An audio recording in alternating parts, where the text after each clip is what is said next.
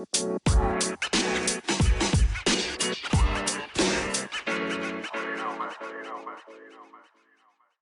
what's up? It's John Kizzy. You know who is he? Also known as Philly G, because they know who I be. And I'm here with King Tigger, DJ Laton, and on the phone as always, we got 2G and A. We started a podcast. Hey, what's up? It's John Kizzy. You know who is he? And I'm here with King Tigger. What's up? DJ Laton. Yes. And on the phone as always, we got 2 to the G. Let's go. And A. We started a podcast. And today, we're on episode 22 of A. We started a podcast. Episode 22. Damn. We're getting up there. We're getting up there, man. I'm feeling it. I like it. And today, we're going to have we're going to talk about some disrespectful shit. And our top disrespectful, diss tracks of all time. Now, I'm telling you, I've been gearing up with this. I'll tell you how this came to mind. I was on someone, you know how they share Facebook memes, and memes is law on Facebook for some reason. Mm-hmm. But anyways, this show said that Hit 'Em Up has more streams than Eminem's Kill Shot, and is the most streamed, diss track of all time. Yeah. And I jumped in that conversation. There's a big conversation. I think Spotify or someone put it up, and I was like, that ain't even Eminem's best diss track. So I don't know why they highlighting that. And that ain't, in my opinion, that ain't even Pac's best diss track. And then I put Ether kills them both anyway. And of course, that just lit up the conversation because you diss Pac, they come at you. Yep. And you know me, I stand by what I say. I get in there. B must came for you. And you know how I get in there. So that was like, so that's what made me think, yo, what are the best diss tracks out there? So then I found, I had my own diss tracks that I knew off of memory from what I listened to. But then I found a Spotify playlist that had like 60 diss tracks. And I was like, yo, let's get on here and let's discuss what our personal favorite diss tracks are. Let's go down the rabbit hole. And yeah, man. And there was diss tracks that I didn't even know. And there was songs I knew, but I didn't know they were diss tracks. You know what I mean? When you find, like, Get At Me Dog.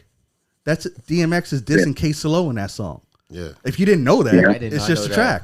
It's just a tight track, right? But the thing with that, though, the little diss tracks really are not. I mean, when I look at that and there's like subliminal stuff, man, like the diss tracks that really come at people, that's the ones I really like. I'm feeling like some of the subliminal stuff is kind of cool, but and the thing is, I'm not really big on it. Is that like you said, like direct diss tracks is what we as the audience respond to more because we know what's up, right? Because they're saying the names, they're like, oh, but sometimes subliminal ones can hit harder because those two people. Because the person that he's doing the track about knows exactly what's up. So does that whole person's crew. So it might cut them deeper. Yeah. We don't need, and what cuts it even deeper is that because it's not labeled as a diss track, people are just jamming to it everywhere. So it's getting more play. Can you imagine the song hits Billboard's top 100 and it's diss to you, but no one else knows it. And everyone knows the words to this song and it's dissing you. And you just have to sit there looking like, but anyways, I like that. I just like, and I love hip hop. That's one of my favorite things I love about hip hop. Diss tracks, going back and forth, battles. You know what I mean? It took me a long time to narrow down my list. Am I going first this time? Yeah, go ahead. All right. Now, we said 5, but like we're hip hop heads, so we never just have 5. Tigger's, he cheats with, his ties. It's funny how y'all let Rick Chris try to slide it in quick. Well, we only have 5. I know. I got 5. All of a sudden, you got like 90. Oh no! It's like, yo, that's why I'm letting it be known, guys. No, hey, that's why. You better say. I know. I don't care. Like you can have 40. I know. That's why I'm letting it be known. I'm letting the listeners know that these are our top 5. But it's going to be a lot more than 5 from each per. You know what I mean? We're all going to have. That's it. Oh, you don't got no ties this time? Oh, no ties. I only picked 5. Because you guys are going to come at me. I was like, I got only pick 5. No, we always let more. We always let more. So Gangland. We doing it. Track on me now. We doing it in order. Did everyone else list theirs? Order, go ahead. Yeah, I got mine in. Yeah, I went in order, man. I went top five. I went top five. I can be random. Okay. Well, no, well, I could curate it. Okay, well, I'll go my top five. So for number 5, I got "Go to Sleep," and that's DMX, Eminem, and Obi Trice murdering Ja Rule. All right. Oh yeah. Oh, I should also say in this format, I'm going to let you know who they're dissing. Yeah, same here. All right. Okay. And that song was just crazy because, you know, it's I like it and it's on my list, but it also made me feel bad in a way for Ja because it's like they ganging up, like, you know. Me. There comes Tyrone. Well, for me, it's because it was like DMX, Eminem, Obi Trice. Okay, maybe you can stretch and say in the battle diss tracks, Obi Trice and Ja Rule would be on even grounds. But then you got 2 heavyweights just ganging on them. Yeah. I was like, oh, man. And this is after 50 Cent already buried him. But Ja kept opening his mouth, so you know what I mean? Exactly. What they say, don't start no shit, won't be no shit. Yep. Ja kept saying shit, so there you go. Okay, man, number 4, and this is my favorite Tupac one. Everyone always mentions Hit 'Em Up, but my jam was Bomb First. Yeah, Bomb First is nice. Off of Machiavelli. Oh, off of Machiavelli? Yeah, that was big. Yeah, That's a big one. He just came in. You know, when your album intro goes this deep on someone, that's a diss track, cuz. That just sets the mood. Yeah. Now, my number 3 is Jay-Z to Take Over. And this, even though it's a really good diss track, this song, I feel, rejuvenated Nas. It's like Jay-Z woke a sleeping giant. Because Nas was just all right at this point in his career, right? He was at the top. Yeah. And then he kind of fell off when he did the Uchi Wallies and was Bravehearts. But then Jay-Z put this out. Oh, my God.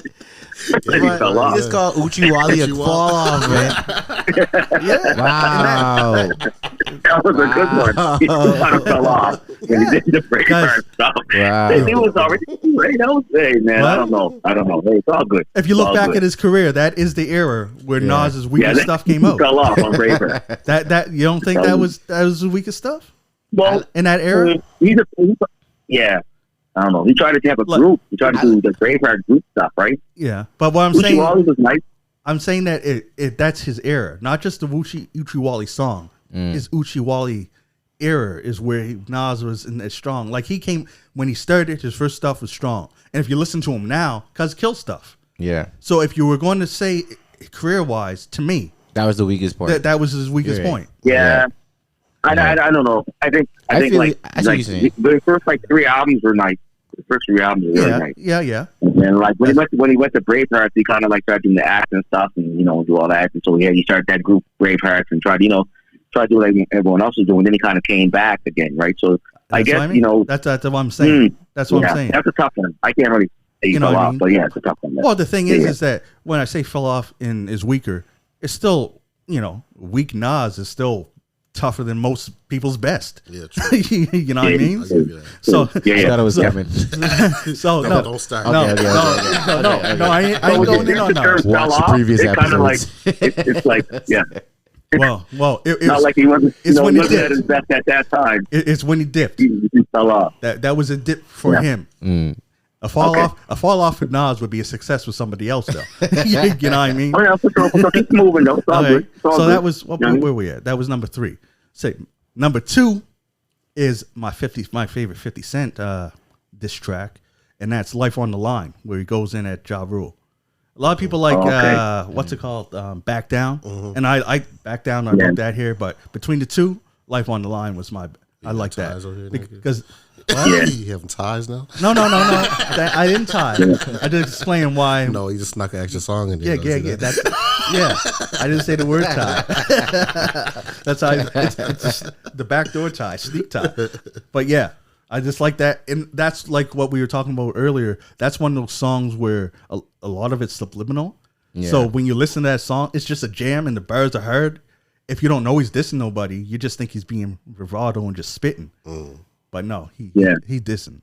And then my number 1, Ether, Easy. I mean, that is a because just dismantle. It's crazy, and I don't know. Maybe it's a coincidence that in that song, how he dismantled and made fun of the name of Rockefeller, that all of a sudden it's Rock Nation. I don't know. I'm just saying, I don't know if that's why it changed from Rockefeller to Rock Nation. I'm just saying that it did. Change the course. Yeah. I know. My Jay-Z changed course a little bit, you know. And in if you ask me, that battle between Nas and Jigga, Nas won. Yeah. So. But Jay-Z didn't let it phase him. He went on to bigger and better things. It made more money. Yep. But those are my top 5. That's nice. I like that. I don't want to talk about honorable mentions till everyone gets them because I don't want to step on no one's toes. Yeah, for and sure. mention something that one of you guys got in your top 5. Yeah. So I'll jump in real quick. All right. My number 5 was "How to Rob" by 50 Cent. He came at everyone, everyone for that. There, it was supposed to be a joke song, but a lot of people took offense to it. Yeah, so a lot of people did. It became a diss track just like that because they took so much offense to it, right? But that's whatever. My number 4 was by Biggie, "Kicking the Door." Weaving the fofo. I bet some of y'all didn't know that was about Nas, Raekwon, and Ghostface, though. Yeah. Oh, I know. School me teacher. Yeah. Ray and Ghost. Yeah, man. They got at him on the Cuban Link album. Remember? Yeah. They were making fun of how Biggie's album cover was basically biting off of Nas's. Yeah. They had a whole skit about he bit off of Nas. They didn't say the name Biggie. Yeah. Because they bit off of Nas, right? But, so they had a little beef. Yeah. Meth later on squashed it. Yeah. But But yeah, it came after them though. Yeah. Like, you know what I mean? Number 3, Dr. Dre and Snoop Dogg, Dre Day. He went after Easy, Tim Dog, and Luke Skywalker on that one. Yeah. They did. Right? And hey, Dre's an icon, so if he's coming after you, he did something fucked up. You know what I mean? He did something fucked up. You know what I mean? So my number 2 is with M50 and Buster, Hail Mary. So this kind of goes off of what Philly's saying too. Like, you got 3 heavyweights coming after Cookie Monster. You know what I mean? Like, because that's how much this man pissed off the industry that all these heavyweights come after you. One song. You know what I mean? And that's why he couldn't survive, man. No. A lot of people are like, 50 Cent ended Ja Rule's career. Well, it didn't help that DMX, Busta Rhymes, and Eminem also went in at it, too. Know what I mean? Like, I think even Dre spit on the track. Drake went after him on one of the tracks. Who else was it? Another big name went on him. All kinds of big names went on him, bro. Like, it's just... He had a chip on his shoulder. He thought he could... He thought he could rule the game. Yeah. And he thought he was the head of the game, right? He put out a few hits, made his money. Success went to his head. I can take on anyone. Yeah. And he went after 50 first, actually. Yeah. But remember, 50, this was when 50 was just starting. So Ja was already like a star, right? Yeah. So he thought he could handle him. Well, he learned. He learned quick. He learned real quick. Know what I mean? He learned. And my number 1, Ice Cube. No Vaseline. No Vaseline. NWA and Jerry Heller went after them motherfuckers. Yeah, I listened to that like just a half hour ago. Yeah, I was listening to that. Yeah, that was bro. Yeah. Hey, when you let the songwriter go, bro. Bro, exactly. Yeah. You could see who's writing the song. So on that, like you could feel it. Yeah, right. It's like, bro, you let the songwriter go, and that's another thing where probably, man. They bring it on upon themselves because they did that. What was it? Was it 100 Miles and Running or something like that? Something like that. NWA did a diss track because they were trying to kill Q before Q got huge, right? Yep, and then they fucked around and learned. Yeah. You know what I mean? He snapped back. You know what? Many of these diss tracks, it's the snap back. Mm-hmm. It's always the guy that spawns. Yeah. That ends up just killing you. Exactly, right? So, yeah, it was nasty. Don't throw the first punch unless you got hands. Unless you can fight, don't throw that first punch. You know what I mean? But yeah, man, that's my 5. I mean, again, I got some honorable mentions, but I don't That's a nice 5 right there, bro. Nice 5. You know what I mean? Yeah. I mean, you know, y'all want the youngin to jump in? I get it. I feel like after hearing you all I feel like like I 19 or something. It's all good, bro. It's all good. So what you got? Okay. All right. I'll try. So I got I don't know why I put this on number 5. Anyway, number 5, I got Gucci dissing YoungBoy, NBA YoungBoy. Yeah. It was over. Some young boy said he just called it publicity stunt. Telling what you trying to do, trying to make this into something in public, blah blah blah. I got Gucci on here again, but I'll save him to the end. I got Gucci too, bro. I got Gucci on one. I hope you got the same one I got too. You probably got it. You probably got it, bro. All right, then I want you to go ahead, bro. All right. Then I got I try to put them in order. I don't got them in order here, but just thinking about it, which one I like the most.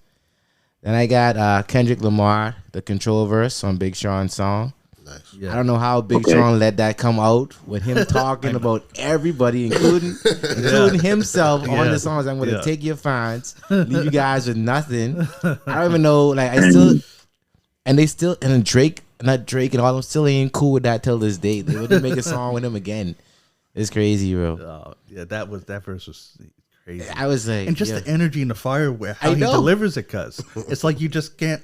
You're like, what do you do? Exactly. It's like I don't know if anybody even responded to that. To be honest, you can't. I don't think nobody even like. Can't. That's one of the ones you can't respond back to, bruh. Take your fines, everything. Yeah. Respond back to it, and then next thing you know, he pulls on another one even harder. Yeah. That's the chance that you're taking, right? So Exactly. Ja Rule didn't learn that lesson. Nope. Well, 3. Too late. Yeah, 3 there. 3, I got Pusha T, Adonis. Nice. Oh, yeah. Bro. That's nice. Let's go, bro. Yeah. Let's go. When I heard that, I was like, yo, this ain't real, bro. This ain't real. Like, this story can't be real. Googling. Yo, let me.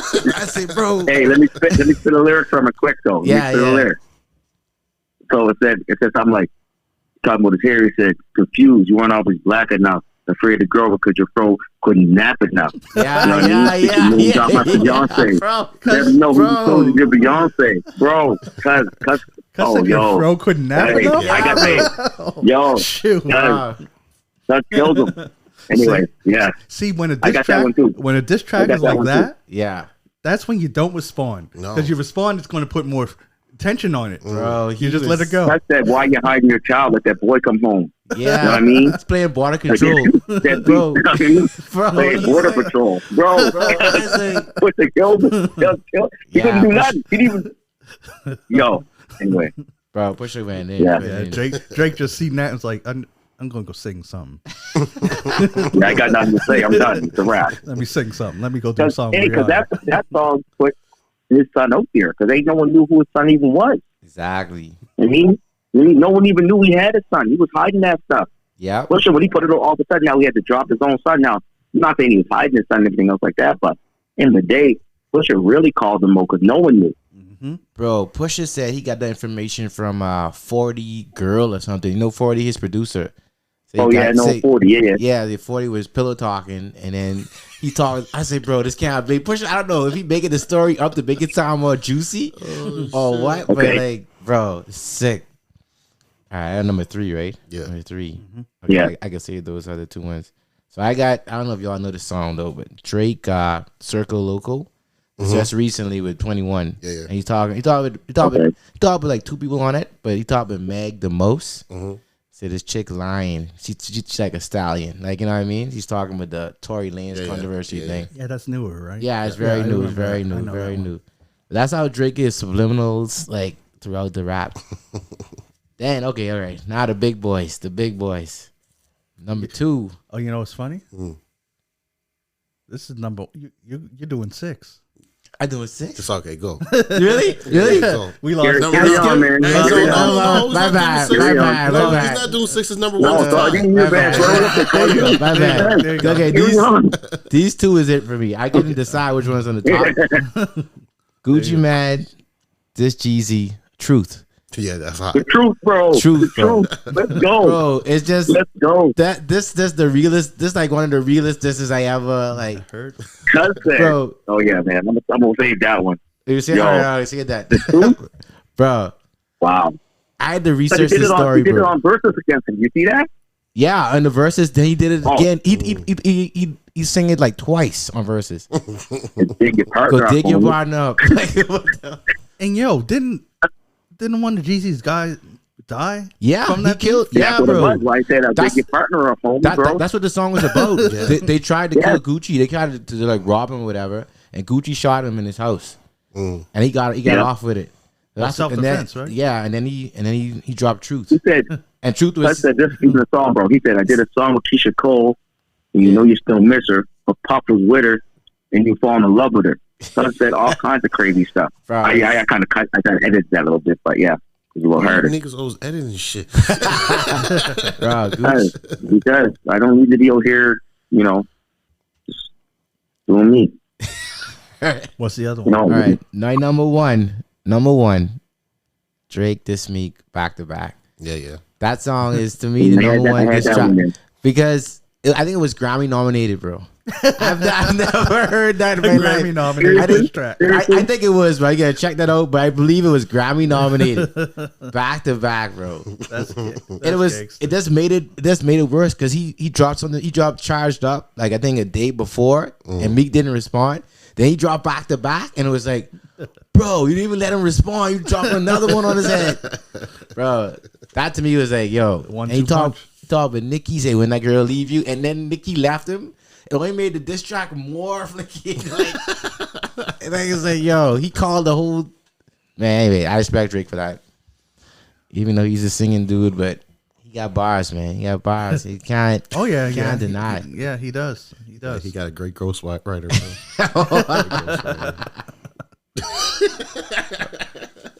Oh man, yeah, Drake hate his Man. Yeah. All right, 2G. Well, that's a good list. Hey, that's a good list, bro. You got two of mine for sure. Man. I'm gonna jump right in quick then, so because I'm gonna give you because the two bottom ones is the one that you said. So Pusha T, that was number 5 for me. Story of a Dawn. Yes. The next one was Gucci. At Gucci there, just because that song, man, that was hard. I only heard that song about 2 years ago, bro, and I was like, man, they did a song about. He said he killed Biggie homeboy. He said on the verses, I dig your homeboy out. I'm like, shoot, bro. That's your buddy. And y'all know the backstory of that song? For that, though. Yeah, you know the backstory of that song? It was about So Icy. It was about So Icy. Them two was on the same track. I read that. Yeah, and they was beefing on who album is gonna go on. Yeah, he stopped it from going on his one of them stopped it from going on the other's album. Yeah, and that's what started to beef. Okay. It's crazy. It was a song, bro. You know, because they said why were they trying to come after Gucci then? Why were they trying to come after Gucci? Just the pride, and they were just trying to kill him. They're trying to rob him, but Gucci shot the guy. Okay. And I was just like, Gucci took it up, and they made a song. Man. That's crazy. And that's crazy. But yeah, so those are my bottom two. The next one I got Eminem, Nail in the Coffin. Nice. Benzino. Man, some of the things he says in this thing, cause like he really goes hard at him. You know what I mean? Talk about not eating off his kids and stuff. You know what I mean? Like now, Benzino got his daughter over here, making music. I don't know if he signed her or whatever, but Coiler. Actually, they got beef apparently. Him and his daughter. Him and his daughter got beef. They ain't really talking. Yeah. That's why he's on one of the worst rappers ever. He signed his own child. I never claimed to be Ray Benzino, an 83-year-old fake Chino. You know what I mean? Like he was killing it, bro. He was killing it, man, on that one. That was hard. The next one I have here, what's the next one? Oh, cause did anybody say Ether, bro? I don't remember. I think it was you, Bill, right? Yes. So you said Ether, right? That's the number one. I was like, I know someone said Ether. I had to be like, of course I was going to say say anyway, Ether. Of course, Ether is my number 2. That's my number 1 disc record of all time. I had it. He kills Jay on that one, bro. Like he dismantled like I said 5 minutes ago.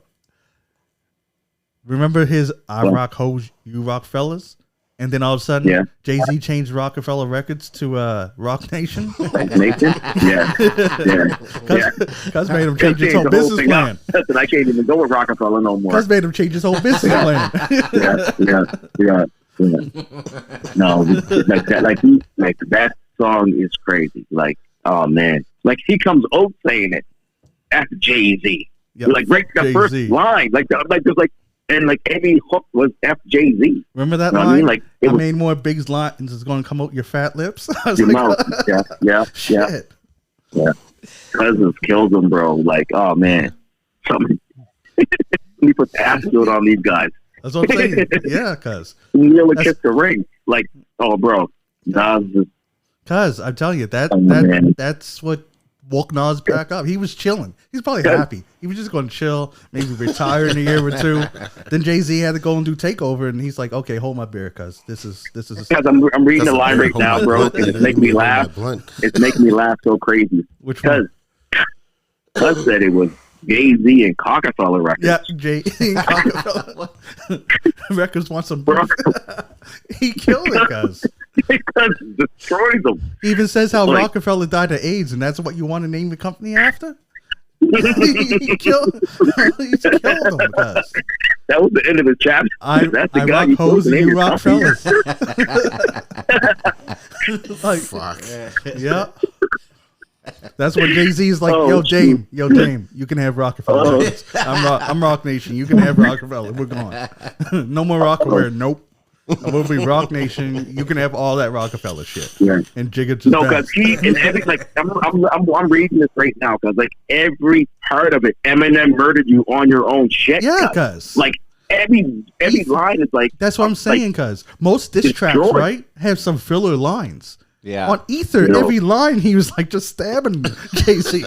He's like, oh, get you here. Didn't even give him the. I'm gonna tell you right now, the one breathe. the one I'm gonna say right now, number one. What's your number Because one? I don't know if you've ever heard it before, and I'm sure you have.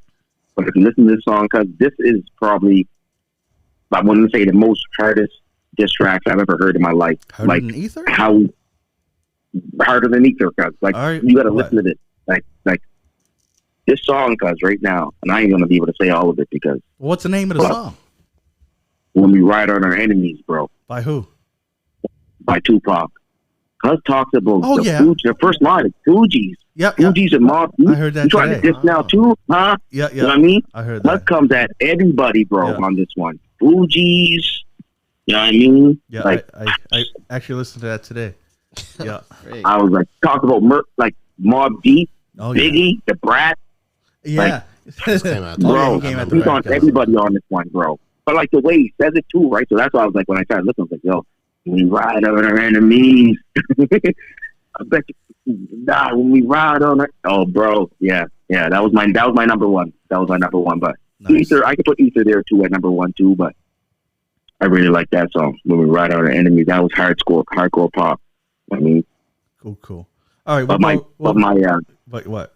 But I was going to say I had a couple honorable mentions I want to say quickly, but I ain't going to really go in Well, there. what I was going to do is let's go around the table in the same order and do our honorable mentions. Okay. So Cool. I'll go first with my honorable mentions. I got like I think I already mentioned "Back Down" by 50 Cent, where he dissing Ja Rule. Yeah. "Dollars and Cents" by DJ Quick, where he goes at the MC8. Oh, that was gross. Yeah. Because MC8 spells his name EIHT. Yeah. He said, "Oh, you forgot the G because the G ain't in you." And I was like, "Oh, okay." Oh, geez. That's why ain't no G in your name. Another one, "Second Round Knockout" by Cannabis. I wish his career picked up because that was the crazy diss track. He really got LL there. "Crawling" by Mobb Deep, where he goes at Jay-Z. Yeah. "Calling Out Names," where Corrupt just goes at like almost everybody in the East Coast. Yeah. Just calls out everybody. Yeah. He does. And then "Say What You Say," that's Eminem and Dr. Dre. And Dr. Dre kills Jermaine Dupri in it. Mm-hmm. I don't know. I I must have just forgot yeah. about it because I heard it today. Like I said today, Yeah. I went through all kinds of diss tracks, right? And then I listened to it and I was like, holy shit. I forgot about that one. But those are my honorable mentions. And by the looks on Laton's face, he's right down some honorable mentions now. I don't know what I sparked in him. He ain't right down. He's like, I gotta listen to these tracks. I ain't heard these ones before. No, I think he got some I fun. forgot one. I forgot Oh, two you actually. forgot I forgot two. Okay, And I okay. should have known these ones. Like, Okay. it was Okay, my okay. era. Sorry. That was your era? Yeah. All right, take it. What you on? I got Tupac against all odds. Against all odds, yeah. Yeah. Where he went at everybody. I mean, that's the thing with Tupac too. I think the only diss track that he went at one person on was maybe Hit 'Em Up when he went after Biggie. That might be the only one that he only went after one person. He probably still talk about Puffy or some shit too. Yeah, definitely. But the rest of his diss tracks, he went at anybody. Anyone because we gotta also, I gotta add quickly though, bro. When he went at Biggie, he was just at Biggie. Everybody from the East Coast tried to help Biggie. So Pac was like, "No, okay, you want to help? Yeah. No, you done too." That's how. That's, you know what I mean. Like that's right. When he first come out, he was just attacking Biggie. But then the boys were like, "Nah, you can't get this going." David was just talking, Bob was talking, all these boys. He was like, "No, I'll go at all you." Yeah, because Pac he was just when he came, he was just mad at Biggie. He was just going at thing, but everybody else wanted to open him up. You want to open your mouth? Okay, you can get it too. Getting it too, man. Because it's crazy. Another honorable mention I had was Royce the 5'9", Malcolm X. He went at D12. Oh yeah. Okay. Right. Okay. Then I had Mobb Deep and Lil' Kim, Quiet Storm remix going after Foxy and Charlie Baltimore. Yeah, that's when Lil' Kim was. Okay. Then I had West Side Connection, King of the Hill going after Cypress Hill. Oh, yo, I want to go back to what you just said with the Quiet Storm. What's that? Because remember Latan said about Grammy nominated a diss track. That Quiet Storms one was blazing everywhere too. Yeah, it was. Grammy too. So I don't know if it went Grammy. Grammy. I'm not saying that. I'm just saying it was on the Billboard and stuff. Yeah, so Foxy Brown, so Foxy Brown and Charlie Baltimore were hearing them getting dissed when they're in the club, probably having a drink, and the song comes on dissing him. Yeah, bro, it was crazy. Yo, Meek was feeling that same energy too, bro. Yeah, every DJ was playing back to back, bro. See, that's why, and everyone was playing Quiet Storm remix. Everyone even knew the video and the dance that she did. Remember, he does that little pause dance. That was the originator right there. Yeah. That started the whole game up. Yeah, crazy. And then the last one I had was kind of a quiet one, but Biggie going after Pac, Long Kiss Goodnight. Right? Yeah. So, but yeah, that's all I had for honorable mentions. Well, and Hit 'Em Up by Pac, but we already touched on that. Yeah. Hit 'Em Up is bro. That's Wow. still a record, man. It is. That's still a record. That's another thing. It's a jam. It's a jam. Like a exactly. Like a lot of diss records, you're listening for the diss in the lyrics, right? Yeah.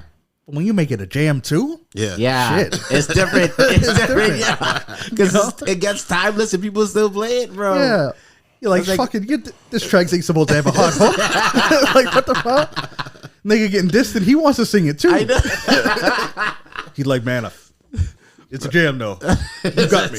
You got me.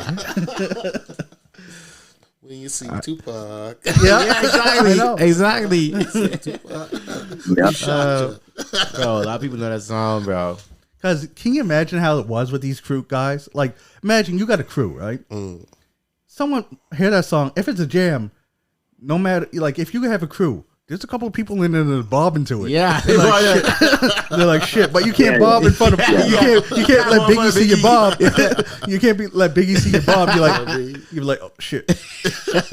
No, man, that sucked. That sucked. Can I get it though? No. Can I get that CD? I be listening, I'm like, oh shit. Biggie, I'm going to the bathroom, cuz I'll be back.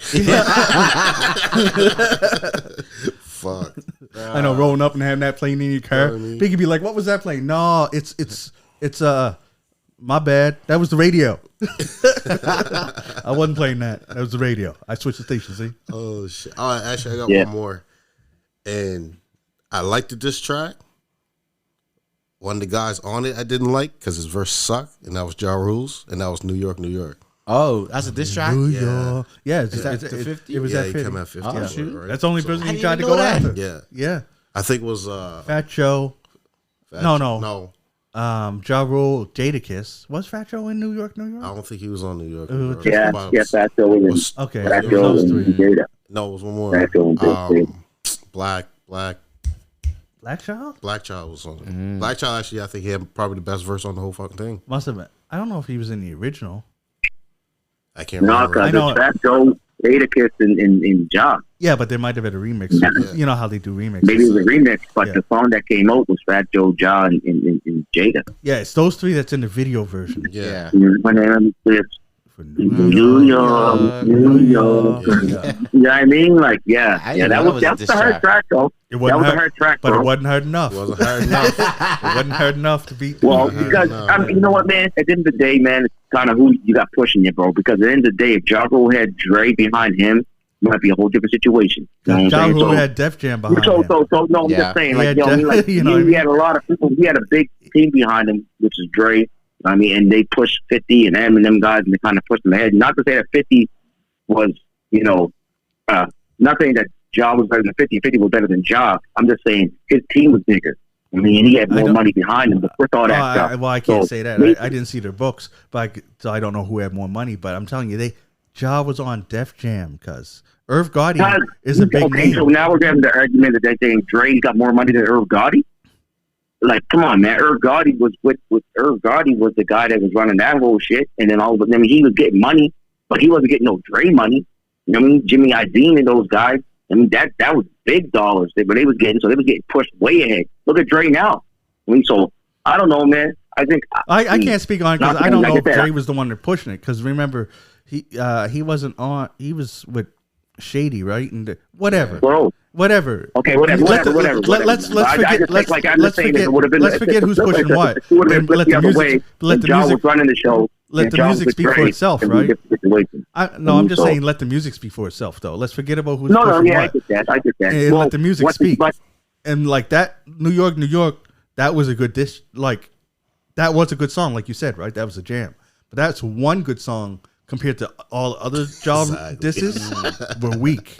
You got to admit that, cuz Jaws. Okay, so no, I get what you're saying, but that was actually Jaws' probably first diss track. Like he never did anything. He did all kinds. He was so big. No, he did. But Jaws thought he was so big that he couldn't want to go at 50. No, he did other ones, guys. He did other ones. What song did Jaws do against 50? What's the one?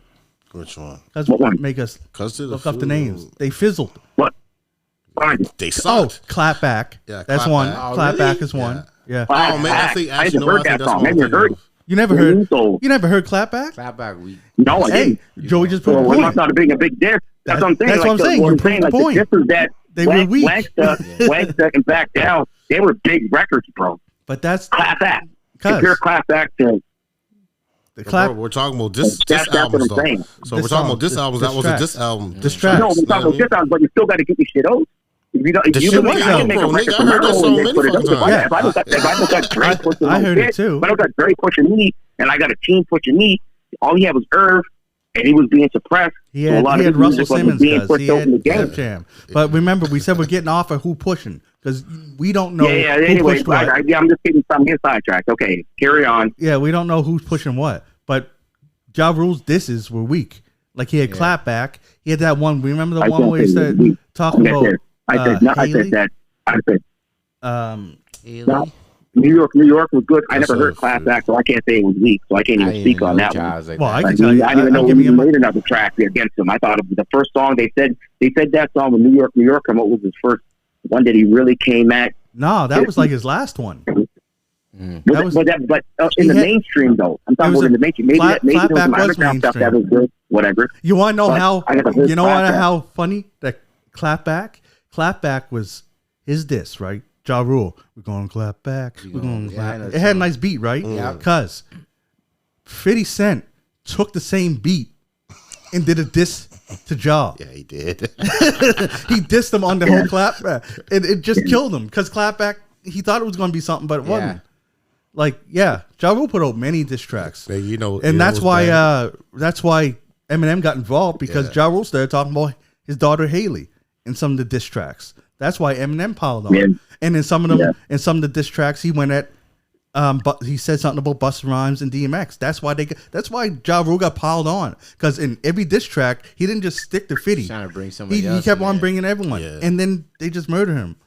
But the beat to Clap Back is dope. That's a fire beat. It was bad. It is. I don't know how. I think you just forget.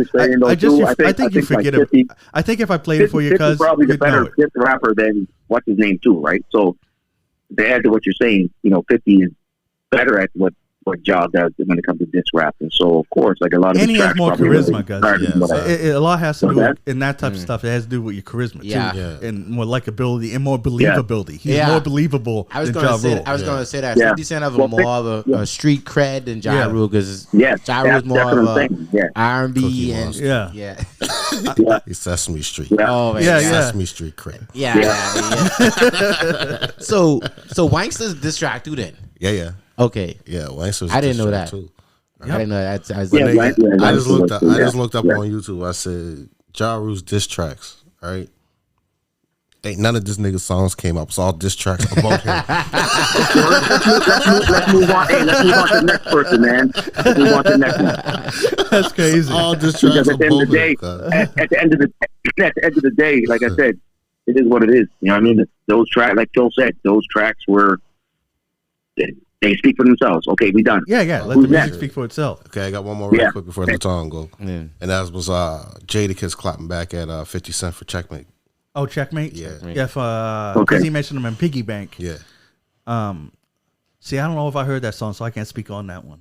It was a good one. I know I seen one with the Locks. Yeah. All together, it was another one where they were dissing 50 and they went hard on him. Mm-hmm. But again, it didn't affect Didn't him. diminish. That's kind of like the beef between 50 Cent and Rick Ross. It kind of didn't do nothing. No. Yeah. You know what I mean? It's like it made some hits, but 50 Cent he couldn't Ja Rule Rick, and Rick couldn't do nothing to 50. So it's like a stalemate, right? Yeah. Yeah. I guess it just gave us good music. You know what I mean? Yeah. But yeah. So I got- your honorable ahead, mentions DJ. now. I got some. Go ahead, DJ. I got two, but they just talking to each other. These two. I was like, how could I forget about this? This is me 100%. Y'all ready for this? yeah. This is me 100%. Bow Wow. Fresh as I'm is. This a little Romeo. Little Rolling. Why can I? How can I No, that forget was a this, good bro? one, though. That was a good one. Bro, he's talking about. I make one of your dad at 18. He says he does a Master P, bro. And then then little Romeo responded in "Can't Shine Like Me." I actually like that song. I don't know. Yeah, that was It nice didn't. one. It didn't pop. It didn't pop, but it was. But a it was song. good. It was good. Yeah. Can't shine like me. Can't ride like me. Well, you gotta remember too that Bow Wow was already out there Yeah. more than Romeo at the time. Oh, yeah, right? yeah. So Bow he already was- had that fan base. Yeah. So, you It know. was tough. It was tough for Romeo to even make a stance against that. Yeah. Because who Bow Wow was, like, it was like, bro. He was Mr. 106 in Park. Exactly. I mean, so Exactly. he already had that establishment that Romeo didn't have. Exactly. Like, Romeo was coming off of that No Limit Yeah. soldier. Yeah. You know what I mean, That gifted. but you're a kid. Yeah. Yes. You know what I mean, where Bow Wow come from? What's my name? Yeah.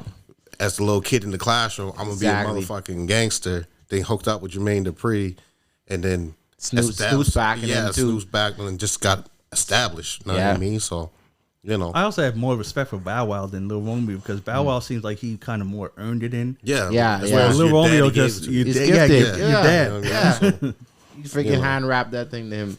Okay. But yeah, it was. I can't believe I forgot about that, Yeah, it was man. good. That was good. That was my That was- era of beef. good. That was a good tiny beef.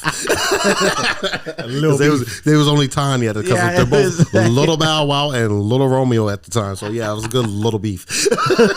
Yeah, it was good, man. All right, Joey, what's your honorable mentions?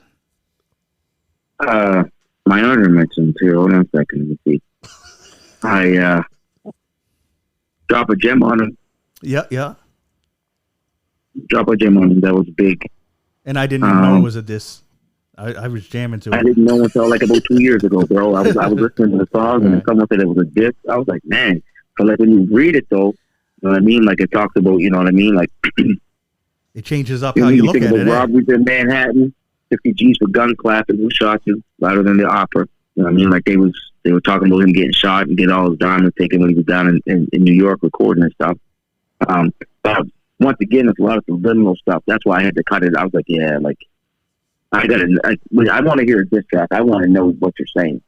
You know what I mean? Like I want to know who you're talking about. Yeah, Say see, your name. a diss track like that, it's like you got to know the history, right? Wild secret. Yeah, People's names. it's like you got to know the history in order to get what's being said. Yeah. Next one I got here. I got Lil Wanksta and Back Down 50 Cent. Cool. So those are big. And I really like Back Down at the end of it. You know, when he started. Oh yeah, being very fun. when he pretends that hairdresser, because remember there's a rumor that Yeah. Ja Rule slept with his hairdresser that was a guy, so they had Yeah, someone that's my acting like he dude. was a hairdresser. Yeah, that was like the best part of the whole song. that was- Man. Leave my boy Ja alone. 'Cause that's my boyfriend. Like that's the best part of the whole song. To be honest, it makes me weak when I hear it all the time. Wankster, that's another one, really good. You know, big records. Yeah, Next one I got is the Wankster. Takeover by Jay-Z. yeah, we mentioned that one. I really like that one. And the last one I got Hit 'Em Up by Tupac. Cool. And just because Tupac. So I'm You going to know. mention some beefs. I don't have the songs with them because there was a lot back and forth that we didn't hit on. So like Jay-Z and Cameron had a little bit of beef, and they did some tracks towards each other. Nas actually, Build and Destroy. No, Destroy and Rebuild. I said it backwards. Destroy and Rebuild, where he goes at Prodigy, Nature, and Cormega. And in that, he addressed them directly. We didn't mention any tracks between the beef with T.I. and Lil Flip. No. They had a little beef going on. There was another one too with T.I. Wasn't it? Wasn't it him and Lil Wayne going at each other for a minute? I don't know. But I do. T.I.? Yeah. But I Yeah, do. because they were talking about who's T.I. the was king of going the at South. Lil Flip. He Yeah. was going at Flip. Yeah. T.I. and Lil Flip. There was another. And did you know that T.I. Mobb Deep went at Def Squad? Yeah, Went I at Keith remember Murray that and one. them. Yeah, Oh, yeah? Yeah. It's I forget what the song was, but yeah, it goes after them. because I think we didn't mention them last time. Who? Keith Murray and You in the duos? yeah. Because it's a trio. It's Oh, Keith yeah, Murray, that's right. Redman, and Eric Sermon. Yeah. Another beef that we didn't mention, Pusha T and Lil Wayne. They had beef going I on. remember Yeah, that. yeah. That's how that Drake beef started. Like that's like he got indoctrinated in that from Lil Wayne. And another beef that we didn't mention, and we even got to see it live on stage pop off, was 3-6 Mafia and Bone, cuz. Oh, I thought you were gonna say Kanye and Taylor Swift. Kanye and Taylor Swift. I listened. Hey, did you guys listen to the Drink Champ from Benzie when Scott Storch was talking about that situation when they were on stage together, Bone and 3-6? And basically, the situation was they were making fun of Busy. Yeah. So when they were making fun of Busy, they were going to fight and stuff, and then it kind of went from there, right? Yeah, that's why Busy went backstage for a while, but he came out and they pieced it up. Yeah, and it's funny because Busy's the best rapper of all of them, bro. I love Busy Bone, bro. I think I loved it. Crazy Bones, I think, is the best of them all. Busy Bone, he mumbles too much sometimes. But he's my second favorite though. Hey, high as fuck. Oh no, I think Flesh and Busy are tied for my second, but Crazy Bone I like the best because he's the most clear. You didn't like Lazy Guys? No, no. Wish I like Lazy better than Wish. The only thing about Wishbone is I think his name is so like, it's so fitting because I wish he wasn't in the group. Oh my god! I think wasn't it you, Phil, that said the other day it was I think Bone is the only group to have Biggie and Pac on the track. What at the same Because time? that's the only group ever to have like Biggie, not just Biggie do a and Pac, song with them, the and Pac do the a only song group to have on the same album. No, it's not on the same album. Because the Pac song is on Out of War, and the Biggie song was on Biggie's album, Life After Death. But they're the only artists to rap with Biggie, Pac. That's what I'm saying. That's what I meant. Maybe not on the Wait, same no, album, hold but on. I mean, they're the only Wait, one that ever rap with. You know what I mean? You cut me off because Biggie. I'm trying to give respect to all three of the legends they rap with: Biggie, Pac, and Eazy-E. Yeah, that's right too. The Easy Simon. So that was a big record he did with those guys So too. so they're the only group to rap with all three of them. I'm thinking about beef, like those two be beefing and be able to do records. with I feel where you're coming from. I feel where you're coming and from. do big one with Biggie, and they know they beefing. That's where I'm going with it. I feel You know what I mean? where Like, you're coming from now. You're Yeah, right. well, you saw at Easy in that there because I'll Pac tell you. didn't like Easy I'll because show you of more Drake. tomorrow. And the thing is, what I thought it was Teach. Yeah, I thought it was Teach too. No, but I'll show you more tomorrow. Oh, I'll show you okay, more sorry. tomorrow. Remix and slang. Chicken. Yeah, cuz. like there's many artists that worked with both, but I think that Bone's the only one that worked through him during the beef. Because remember, during the beef. Yeah, because Method Man did a song with Pac, and Method Man did a song with Biggie. Obviously, we know that. Yeah. Yeah, I think that Bone was neutral. They were to Switzerland, I guess. They had the shit going on right there. They were the hot one right there. So everyone wants to drop a fucking album with them, right? So I was watching the video on that too, man. But we're busy like when they did that song and Pop. I mean, Biggie came in. You know, Notorious Buzz. Man, Bone was crazy back then. They were doing some stuff that was like they were at the top. Unheard of. Oh, did you see that shit? Bone Thugs and Homeless, the skit by Key and Peele. No, I didn't see that. You should check that. But what I want to add to what you were saying is that is weird if you think about it. Like Bone did a song with Pac. Was he on Death Row when he did that? Because Death Row dissed Bone. Because remember, Bone's on Ruthless. Death Row had beef with Easy and Ruthless Records. Yeah. I think he was on Death Row when he did that. Yeah, I got it. Yeah, I'd have to check when that came out. But that's crazy. What's the name of the song? I forget the name of the song. It's Thug Love. Thug Love for my nation. It's the one with the shotgun going off. Shotgun. Yeah. Remember we sampled that, bro? We did a song with that. You remember that, eh? Yeah, we did that. Yeah, that song wasn't that was a clapback. What song was that though? I don't remember. That was our clapback. It didn't go nowhere. No, because I'm trying to think. No one heard it. Not even us. I forget what it was. But we did sample that. He's like, yo, we want the guns off of that. Yeah, we also sampled "Put Your Hands Where Your Eye Could See." That we killed that Halloween track. And was it Halloween? And we did. I don't remember, man. No, that song it fizzled out. We couldn't. We didn't like it, and we also we did sampled fucking Michael Jackson's Thriller too, and then yeah we did that one too. Yeah, and it was just like there's beats that you have a thought and it sounds good in your mind and you're trying to put it together, and then when you hear it you're like no. They didn't give me no information. Ja Rule See, the thing was like not to like shout out to Joe Run and everything, and he did some great work, whatever. But like the thing with him was like, when you go into a studio with like a high level producer, they kind of know how to move things around. Well, we were just starting, so like whatever we told him to put down, he just threw down on something. He wasn't like, like you should probably move this over here and maybe like pull this from here. Like when I go to my buddies, we go over there, it's like he just moves shit around. Like, oh no, that ain't no good. I mean, throw that over here. You know what, cuz? I mean, like it's just so quick. That's right? Why, like they'll tell you that's the difference between a producer and a beat maker. Mm-hmm. Like a true producer will be in there just putting a stamp and tweaking it and whatever. A beat maker just chucks a beat together how you want it. There you go. That's why. That's what we had, beat makers. We had no producers. It was a beat maker. Right. Yeah. Like that's like I had to always remember. I was always at the board, even with Ace. I had to like walk him through every little thing, and I'm like, it's like, man, basically, I'm the producer and you're the engineer because you're just pressing the buttons and doing what I'm telling you to do. whatever we want to do. Yeah. You know what I mean? Instead of somebody but also too, they were trained in that too. Like, you know what I mean? Like they didn't. Well, I don't know. I'm just that's. They didn't really know how to put anything together, make things sound right. They were just like, oh, whatever you want, we're just going to drop it. So. Oh yeah. Yeah, levels and mastering. No, there was none of that. No. You know what I mean? Even he didn't even care. He didn't even care if some people's off beat. They just look at us. Are you done? What? Levels all different. This one's level's different.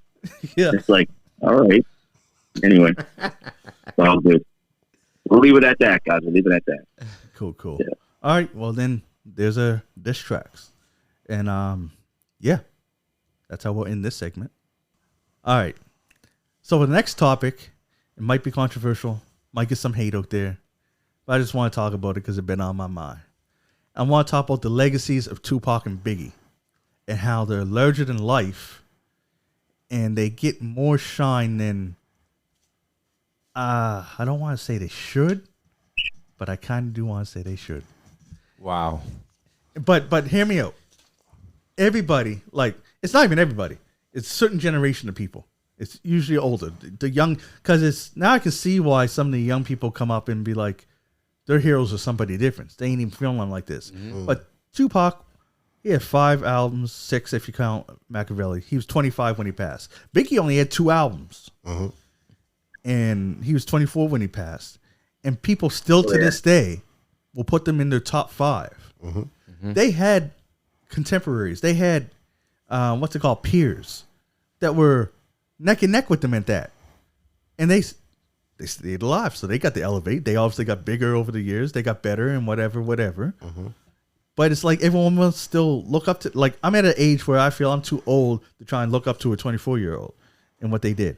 No disrespect, Biggie. Wow. But I feel that other rappers came after them and have done better stuff. And if you look at certain people's, like Nas's catalog is crazy. Jay-Z has a crazy catalog. Yep. I know Tigger hates that I'm going to say it. I'm saying this and I'm pausing just so that I give you a minute for him to react. But Drake's catalog. Fuck Drake. See, like That's a good catalog. if you want to go by career. No, Drake had a good catalog, No. bro, but his is combined. Them other niggas weren't singing. You can go there. You can go there. But if you want to look at catalog, Drake got a bigger catalog and better catalog than Biggie. He has more hits. I wouldn't say better. If you go by the amount of hits, Yeah, he got more He has hits. more. He got Oh, more yeah. hits. because he had more time. Yeah, he lived longer. Yeah, he lived longer. Busta Rhymes, cuz. This guy's Busta's in his own category. Busta Rhymes, like when people are looking up to these guys that were there, Busta Rhymes should be there. And it's because a lot of people love this one. This is the one people like to say, yo, if Pac was alive, he'd be this. If Biggie was still around, yo, he'd do this. We don't know. No, we don't know. Every rapper in history has fell off at some point.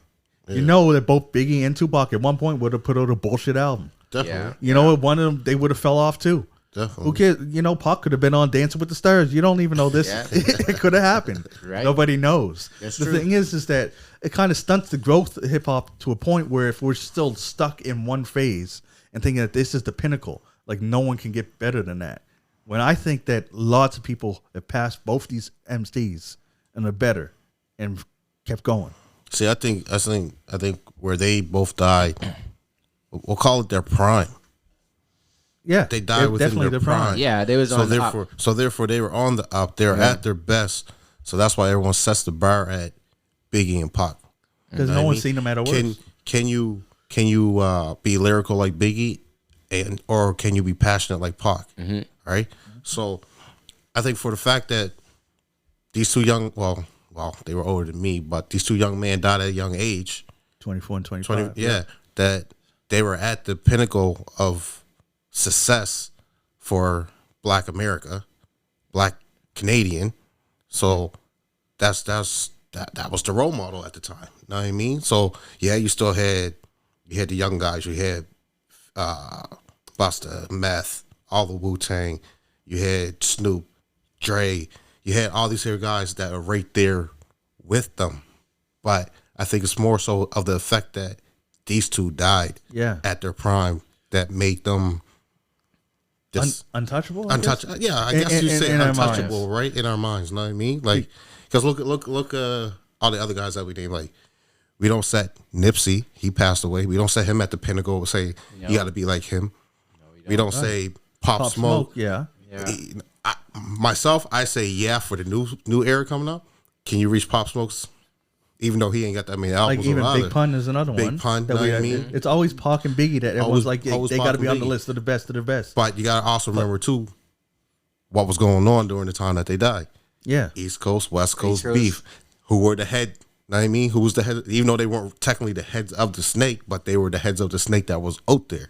Yeah. Know what I mean. So I think that's why we always said it at Pac and Biggie for our standpoint, right? And the thing is, with both artists, like you're saying, they died at the pinnacle, so it's the top. Yeah. And the stuff that they put out afterwards, they had no control over it. None. So even if it and the quality was down, hit, but yeah. we don't blame that and we look at that because we don't see that as because they're not promoting it or nothing like No, that. They're not exactly standing right. behind it. Yeah. So that's why we give them a pass on that, Yeah, right? exactly. Whereas like Meth, we seen him go down and disappear for a while. We seen Jay-Z even fall off for a minute. Yeah. We seen Kanye go crazy. We've seen Niggas crazy.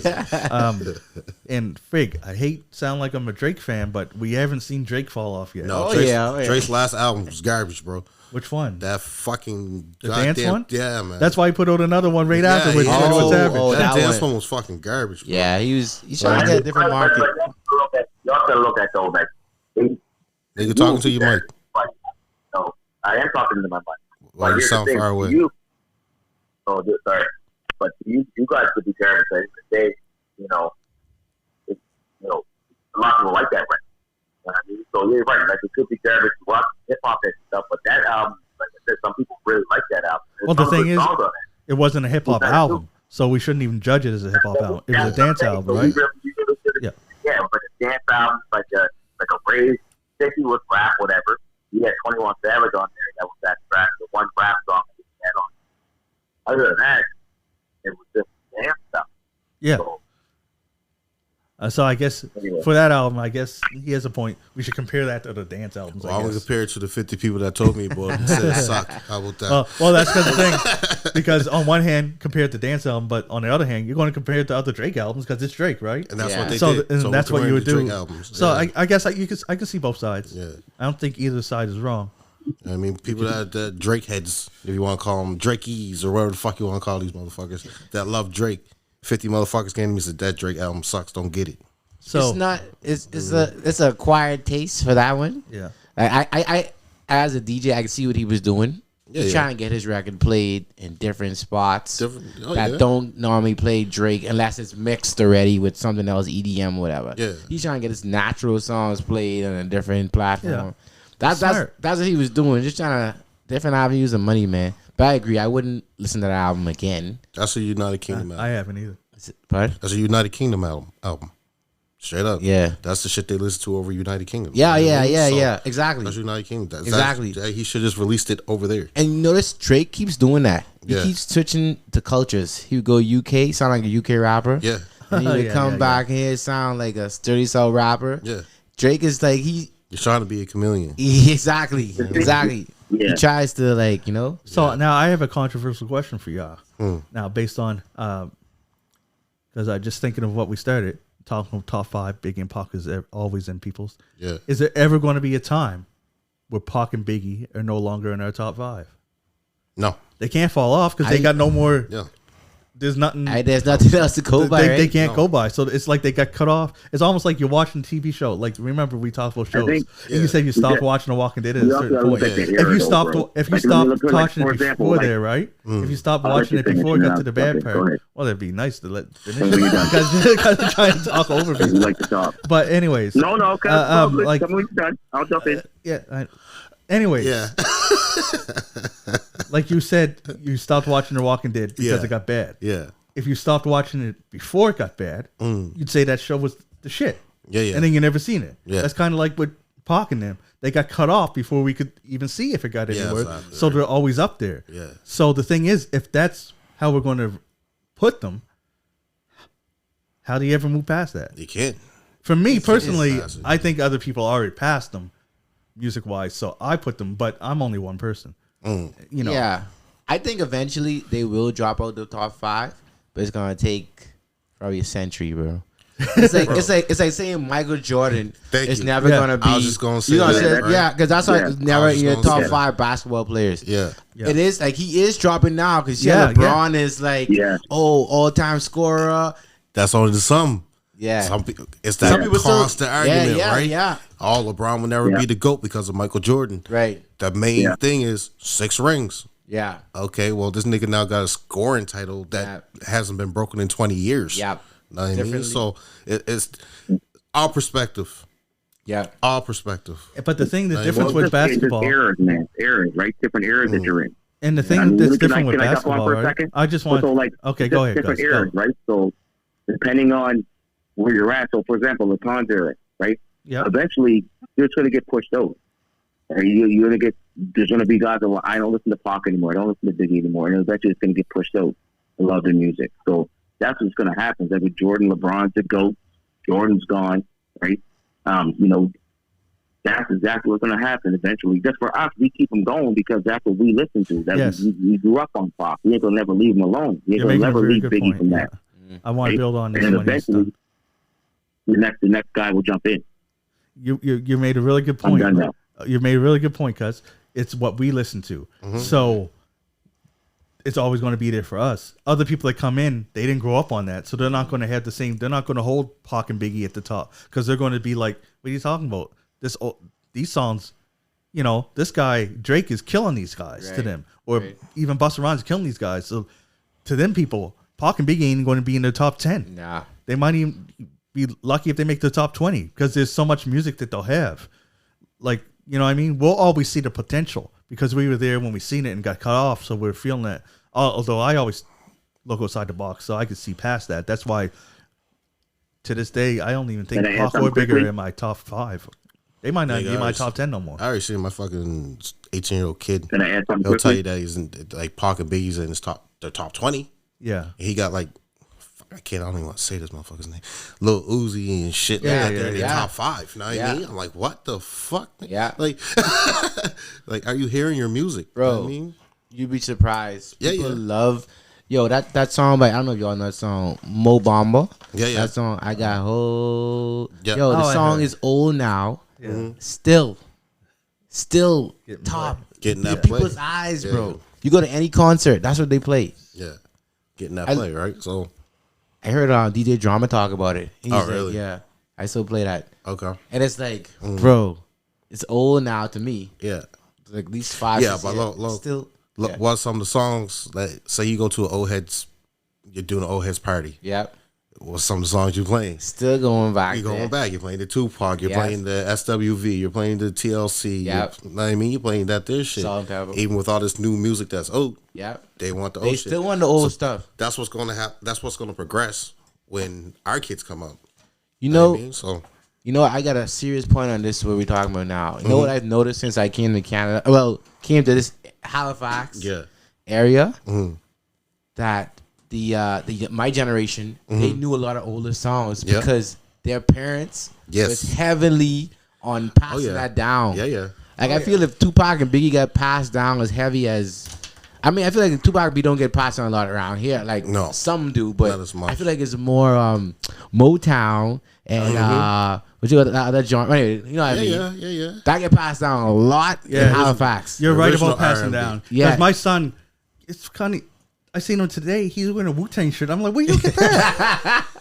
I don't remember getting that. And he knows Wu-Tang songs. Yeah. Like, Yeah. and my oldest son, he knows Michael Jackson. He knows and Wu. And Yeah. like they, yeah. That's because of you, man. Yeah. You might. Right. I mean, you Just get might. it passed down. Right? Exactly. Because you know what's from? It's from driving around and I'd be Bro, playing I Wu-Tang. just was gonna say- and they're just they all know these songs because I'd be playing them while we're driving places. I tell- and then they'd ask for them. Yeah. I tell everybody this. I remember I was 5, 6 years old, 7. When I had my daddy truck, Bob Marley. That's all you play. Yeah, yeah. I could sing the whole Legend album because See? he just play it all the time, bro. Yeah. This Bob Marley just in my head like all the time, like it's just stuck, bro. Because I Logan, that's my son. He probably knows more Wu-Tang songs than you guys. I Yeah. guarantee you that. Like, Yeah. and I didn't even know he knows them because I'm just here Playing my music while he even when he was in his little car seat, just playing. He seen him jam. The other day, I seen him moving the words to Wu-Tang Yeah, song. yeah. And on Wednesdays, he's like, "Yo, Dad, it's Wu-Tang Wednesday, right?" I was like, "Okay." Chuck in the Wu-Tang. He knows Tech Nine in them. Nigga, Yeah. I was on the fucking, what was it, about 5, 6 years ago. Trey Songz fucking tip I was. I mean, it's all Trey shit. And I got my kids sitting in the back listening to the shit with me. He picks up on the song Nana. all the fucking songs Trey fucking say, he picks up on Nana, right? I was like, wow. Know what I mean? So, and still to this day, he'll ask me to play that song. Let's play that song. Yeah, know what I mean? Bro, it's just So I think that kind of brings to the original question if they'll ever move off. Maybe they will move off the list, but it depends on. But they'll still be passed down. So Yeah. I think that our kids will still grow up with the respect for Yes. For them. Pac and Wu and all that stuff, but they'll also be able to compare it to all. Because remember, it won't be as nostalgic for them, so Yeah, they'll be able to exactly. compare it to other stuff, and they'll have different favorites, right? yeah. So But I think that for us in our age, I think, can't teach an old dog new tricks. I think that our lists will probably have a certain amount. Well, for the average people, most people. For me, the more I think about it, Pac and Biggie ain't even on my top 10. They might be in my top 20. They might, because there's just so many rappers that, in my opinion, have surpassed them. Like their career that they had, if you went hit for hits, they surpassed them. Like, yeah. Yeah, that's because they live longer, though. Yeah. Well, yeah, I know. True. They live longer, right? 400%, cuz. You know what I mean? It's because they live longer, right? Yeah. Like, That's why I mean. We'll never know how many more hits Pac or Biggie would have put out. Yeah, we'll never know. I think Pac was getting ready to end with the music game and go towards acting. Yeah. And I think Biggie was starting to try to stretch towards there, too, right? So, I got one prediction. what? Knowing Diddy and his trademark of artist, he's gonna ruin Biggie. You think so? Because Diddy always brings up somebody to the light, Yeah. and then they fade away. You talking about Craig Mack? And A lot of them. The thing is, he had Mace right on deck, ready to go. Yeah. So, and you only can have one. I don't know what would happen, man. Diddy, man, I don't like to. I don't like to say it, but Diddy, like, look at the track record. Donnie Kane, all those groups, just like, oh yeah. Okay. He didn't know what to do with them. He just like, I don't know. I mean, too much talent in one room. Yeah. He didn't know what to do with them, right? Oh well, he's close to being a billionaire though, so That's he all knows right. what That's he all knows he's what to worried do with He knows himself. how, yeah, exactly. That's all he's worried about. Stepping stones for him, bro. Stepping stones, bro. That's all he's worried about. That's what I think, bro. Diddy would have just. Yeah. If you say Biggie's trying to split, then that might have been great. So personally, you guys, is Pac and Biggie still the number 1 and 2s for you? For me, no. I would say no too. Like, just like what you saying, like me, I like a lot of people now. Like, I like people who even bring out songs every year. Like, I could put J. Cole up there right now. Yeah, easily. It's I already like, told you they weren't my number one. You know, Snoop's my number one nigga. Oh yeah. yeah, like That's what I mean. I don't know why more people ain't got him. I mean, His career. I think he's gonna be there though. I think it. But the thing is, as we're talking with peers, right? Yeah. When they were together, he had a catalog that can compete with them when they were at their top. Yeah, true. Like when because he should, if there was a Mount Rushmore, and you put Tupac and Biggie on it, Snoop should have been right there. Yeah. I love Wu-Tang, but I don't think there's one member that could have been up there. Meth Meth if is the it closest. was Stretch. Oh yeah, shoot. At that point in time, Meth and Busta Rhymes could have been on that mountain too. Definitely. Because that's the other night we were drinking and listening to old remixes, Yeah. and we realized when there's a remix, you either get Busta Rhymes Or Method or you Man. get Method Man, Yeah. or random Jamaican dude. Yeah. yeah. It could be Buju Banton, it could be Elephant Man, it could Yeah. be Sean Beanie Paul, Man. whatever. Oh, Just yeah. random Yeah. one of the Jamaican guys. Yeah, bro. Yeah. That was a remix. Yeah. When you hear Busta Rhymes going, or Meth, or some Jamaican guy. That's the '90s remix in a nutshell. Pretty much, bro. But yeah. man. Yeah. Mount Rushmore, that's who we up there. Yes, I tear down Pac and Biggie and I would definitely put up Snoop and Busta Rhymes in their place if people would name the top. I put Meth career. up there. Well, I put Meth up there. before Busta. No, with Busta. Oh, so- Busta and Snoop. I'm putting them three up there. Oh, so you got the three up there. Got Yeah, them three up there. I would definitely agree with that. Gotta throw Drake up there, man. Because I'm stabby. Man. If you're comparing catalogs, because you know what I mean. See, I'm an old school fan, and I feel some kind of way putting Drake up there. Yeah. But he did earn his place. Drake up be there. number one. He- Drake be he number did. one. You know that. No, he wouldn't be Don't number say one. be Drake's but- number one. No, he Ain't wouldn't be no one number better one, than but Drake. he's up there. Oh, there's Drake's tons. running the whole shit, There's making the tons most better than money, Drake. making the Oh, best wait. albums, number one hit. Don't bring money into Ain't it. no one running the game other than Drake. Don't put money He in does that everything. He's making pop albums. He's doing You know what they whatever say, it is, guys? and When he's you getting it. when you have to So bring he up can money, say whatever he it's wants, because they say lack the whatever this skills. is, whatever. But Drake's number one. Let's be real. No. Who's at top of Drake? Who's at the top? skill wise. What are we talking about? No, not skill. Like who's at the top? Because we're talking about rapping. Because we're not talking about money. Shit, reggae music. You know what I mean? We're talking about rapping. Because you're trying to tell me that Drake's better than Method Man at rapping. You're trying to tell me that Drake's better than Snoop Dogg at rapping. Tell me who. You're trying to tell me that Drake's better than Busta Rhymes at rapping. I just said 3, nigga. I just said 3. He said 3. He said 3 now. He's sitting on the coattails of Drake. He loves to be Drake. Love it. No. Yes, he would. Yes, he would. He'd love to be Drake, but he can't. He's over here doing shows with like. Sorry, Joey, because you're double OT. Double OT. Making $400 million, bro. Like, nah. Double OT. Nah. He ain't on no level. Nigga, every time you talk about money, cuz you don't think some of these niggas don't do it for the love of hip hop? Because he keeps switching the argument, going from skill to money. Yeah, you have to stay what lane we're talking about. If we want to talk about money, we can talk about money. I said a minute ago. I said that he transcending reggae. He's doing UK drill. He's over here making pop albums. He's making rap albums with all these young dudes. He's doing this and everything else. So how am I trying to say it's just money? I didn't say it was just money. I said that because you bring up money like money. Plus, it was his rounds and what he's doing. You just said Busta Boss is fucking $100 million or some shit. Nah, bro, nah. Because I'm talking skill lyrically, bro. Drake can't touch these niggas, cuz. Yeah, that's true. Yeah, maybe 20 years ago, yeah. The same thing. Still to this day, he can't touch them, cuz. With Pac and what's his name? It's the same thing, bro. Cuz, come on, man. How are you gonna try to tell me? I believe someone said this to you before. As old as you are, you're gonna sit there and tell me that this new guy is better at spitting than what Busta, Method Man, and Snoop is? Come on, cuz. Like you're arguing with yourself, bro. No, I'm arguing with you. No, come on. I'm arguing with you, cuz. Come on, bro. You're going to try to tell me that they're worse than Busta is more relevant in the game now than Drake. See how he's switching? Because you're switching shit up, cuz. Changing the goalposts, cuz. I'm saying to you. You're trying to tell me, you're trying to say that lyrically or spitting wise, that Drake is better than Busta, Method, or Snoop. Nigga, well, that's what I said to you both 5 minutes ago. You get the lyrics. Just because the Busta rap fast doesn't make him more lyrical. Cuz I didn't say that, but rap fast. Never mind, cuz you keep switching up the topic. Rap faster? You keep switching up. Cuz can Snoop rap faster? Can Method Man rap faster? That's why. Cuz you keep saying one guy. I said 3. I said 3, cuz. Probably. Oh my fucking sold Jesus more records than what Busta's last. Nigga, I'm not talking about record sales. Nigga, you're not listening to one word I'm saying though. Nigga, you keep going off topic. You keep going off topic, cuz. Cuz, who's talking about record sales? I'm talking about skill, nigga. I like that. I like the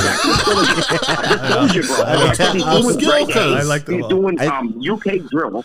He's doing singing. He's rapping. Oh my! How can you be more skilled? Where are we going with the skill, bro? Spitting hip hop, nigga.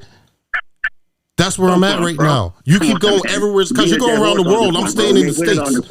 You can't win on this one. That's just crazy. You can't win on this one. It's like I'm done with you. I'm gonna ask. Hold on, I'm gonna ask someone that's actually listening to what I'm saying. Latan, okay, but what more can you do? Skill wise. Hip hop, rapping, spitting.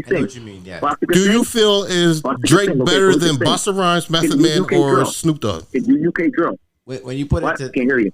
When you put it to that, UK drill, the rapping and the skill, I would not say UK drill. Okay, can you do Caribbean music? Fade him out, cuz. When you put it to the skill and rap, like I'm not a big Busta Rhymes fan, but I give respect to Method Man, for sure, for rapping, like. And he is better at Drake at that aspect. Thank you. Drake is on top because he understands the game and he knows he's playing the game. He runs the billboard. He's playing the strings and he knows what to pull. Now we're saying because Busta doesn't want to do it now. You know what I'm hearing? Oh my fucking nigga! Ain't no one saying that shit, cuz. You know what? It's funny. It's like Tigger's here trying to play checkers. Yeah. And Joey's trying to move his rook. Yeah. It ain't even the same game. They're making different moves every time. I'm playing a basic game. Cuz wants to play chess. All I'm saying is this. I mean, how Drake can move from every aspect of the game, right? So I know what you were saying, but I didn't like that last album. You know what I mean? I didn't really like that last album either. Nigga, where are you going at with this, cuz? Ain't no one talking about that shit. No one's talking about that. You're the only one talking about that. No, I know, but I'm just trying to make a point, bro. Hold on a Well, second, stick to the subject, bro. Right No, but you're jumping to too many subjects. Go back to the main subject. That last album that he made, was like a dance album. You know what I mean? Like it was like that pop album. Not saying I liked it. Right? Let me finish. But it's not saying I liked it. All I'm saying is like he just know how to move in different avenues. Right? He knows how to do everything. He knows how to sing. He knows how to rap. He knows how to do Caribbean music. He knows UK drill. He just moves around. Okay. Can't hate on the guy for that. No one's hating on him for that. No one's hating on him because I'm hating on the fact that you're not sticking to the subject that I wouldn't brought up. But that's what I'm trying to say. Like when you No, that's not what you're trying to say. No, it's not, bro. That's what I'm trying to tell you. I'm talking about one certain subject. I'm talking. No, you're not trying to say what I'm trying to say. That's for damn sure. Okay. I'm trying to stick with one subject: spitting, rapping. That's it.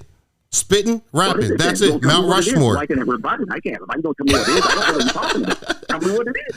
Nigga, I just fucking said it because you got your earbuds in. Tell me what it is. I can't hear you. You can't. Because he said it 3 times. Spitting, rapping. That's all we were talking about. Okay. Spitting.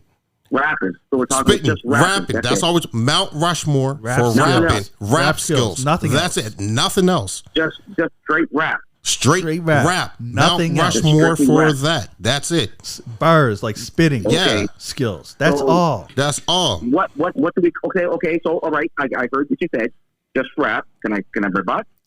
If you keep it to If that you subject, keep it to What the please. do we subject. classify as rapping then? What do we classify as rapping?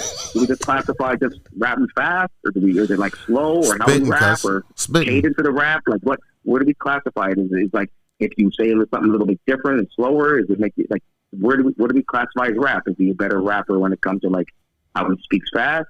Like, where do you go with that? 'Cause Lyrics. rap is Let's everything. go lyrics. 'Cause rap Nigga, can be anything. I said rap three different artists, bro. Let's go lyrics. Just lyrics. Just lyrics. Okay.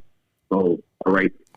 Just lyrics. I can tell you, hey, before Joey answers, I listen to all Drakes. I love Drake. You see how we even talked? I bring up Drake a lot of time. So I'm a Drake fan. So I just want that out before I spit in lyrically. If we talk about spitters, I'm talking about spitters fire, like battle, lyrically, on double entendres, crazy metaphors, flip styles, flip this like lyrical skills, like a lyrical acrobatic. Where do I put Drake? Not in my top 10. No. But hits, I'd put he He's moves up there. He's up Yeah. there. He's up there for sure. Yeah. Versatility, he's up there. He's up there. Yeah. You know what I mean? But we want to talk about, you know what? The Mount Rushmore. This wasn't even the topic, but this is the topic now. We're talking But about when you say rappers, this is what I'm spitters, that's what I'm trying to say. spitters. I Do you get know what the you're difference saying, between bro. a spitter and Can just I a say rapper? one thing Cuz? quickly, bro, because I know like you're talking over me. All I'm trying to say is one thing. You're talking about moving the goalpoints, goalposts, right? Whatever, blah, blah, blah, blah.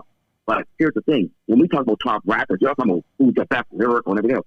The term rapper is a rapper, bro. This guy is rapping. So when we talk about like, well, this Nigga. guy raps slower, he raps fast. We just told you what we're talking about. His term is a rapper. He is a rapper. It's not about him singing. He just knows how to make songs.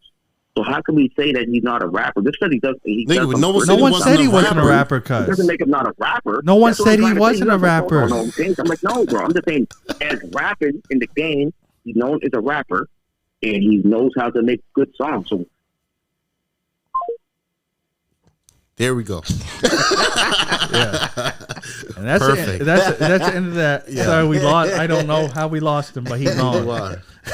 Neither are. Shit. But anyway, nigga, what was the subject? The subject Biggie and Tupac. was about Tupac and Biggie and their legacies and how I think they're held too high, and we wanted to discuss that. Of course, it turned to a Drake. We tried to do lyrically, but we couldn't even get him to stay on that subject. So, I mean, so them being held too high, I think they're going to fizzle off eventually. But with the culture of how we like to hand things down, Yeah. I think that it's going to take a long while before it happens. It's going to be a long while, right? Because I mean, again, I reference back to basketball. If we were to ask our grandfathers about basketball players, they're going to tell you guys that we ain't never heard of. Yeah. I mean, this was the best They dribbler, going up- the best shooter. You know what I mean? Yeah. They're going out right? to Kareem and all those guys. Because They they talking passed that, way Yeah. past that. Pistol Yeah. Pete and all them Yeah. other guys. You know what I mean? Like, we'll know who they are, but we'll be like, Well, did you see I Kyrie handle the ball, pills to Pistol Pete? You know what I mean? Yeah. Yeah, right. So, I think they're going within our era, our genre. They're going to be still held as what they are. Yeah. But throughout the years, they're going to fizzle off. They're definitely, like I said, they're starting to fizzle off now because some of my kids are like, I don't like Tupac, I don't like Biggie. Yeah, it's. You know what I mean, so The world has changed, bro. The world has changed, like, and music has changed a lot. yeah, And like, you can look at the length of songs and what people are talking about. That's Yeah. changed dramatically. Exactly. Oh yeah, That's these like 2-minute songs. and some words are just the same thing over and over. Yeah. And people Yeah. jam to that. They put that exactly nothing. Same thing, no It's words. nothing. Whereas when you look at those guys, they're saying so much. Yeah, They're saying a lot. right. And like that's a difference too. Like with like I sorry, go back to Drake and Method Man. Those like Yeah, no, go ahead. Drake says like he says something, but Method Man those Nas those they said so much in the They said song. a lot. They said I like that's A lot. that's how I feel. That's me. Like I listen to Nas song, I feel like I hear like a whole book Yeah, in one song. yeah. It's a book. I get a story. Yeah, When it comes to them guys, I get a story. Yeah. From Drake, I get a song. exactly. Yeah, You know what I mean? You get So, like- basically it's what are you looking for, yeah, Yeah. Yeah. right? Like Drake is perfect for a party, Yes. Yeah. a cookout, Yeah. Yeah. like even just music to sit and Yeah, vibe just to. yeah. The problem with, as far as when you go lyrically, like he can get lyrical, Yeah. sorry, but he doesn't do it for like like I've never heard a full verse. Full- There's yeah. always like he'll have like lines that are like, oh yeah, Yeah, oh yeah, yeah. yeah, but Then a it switches full right up. verse Yeah. Then it switches right. that's up. like super lyrical. No, not No, Drake. no. But his stuff is always good.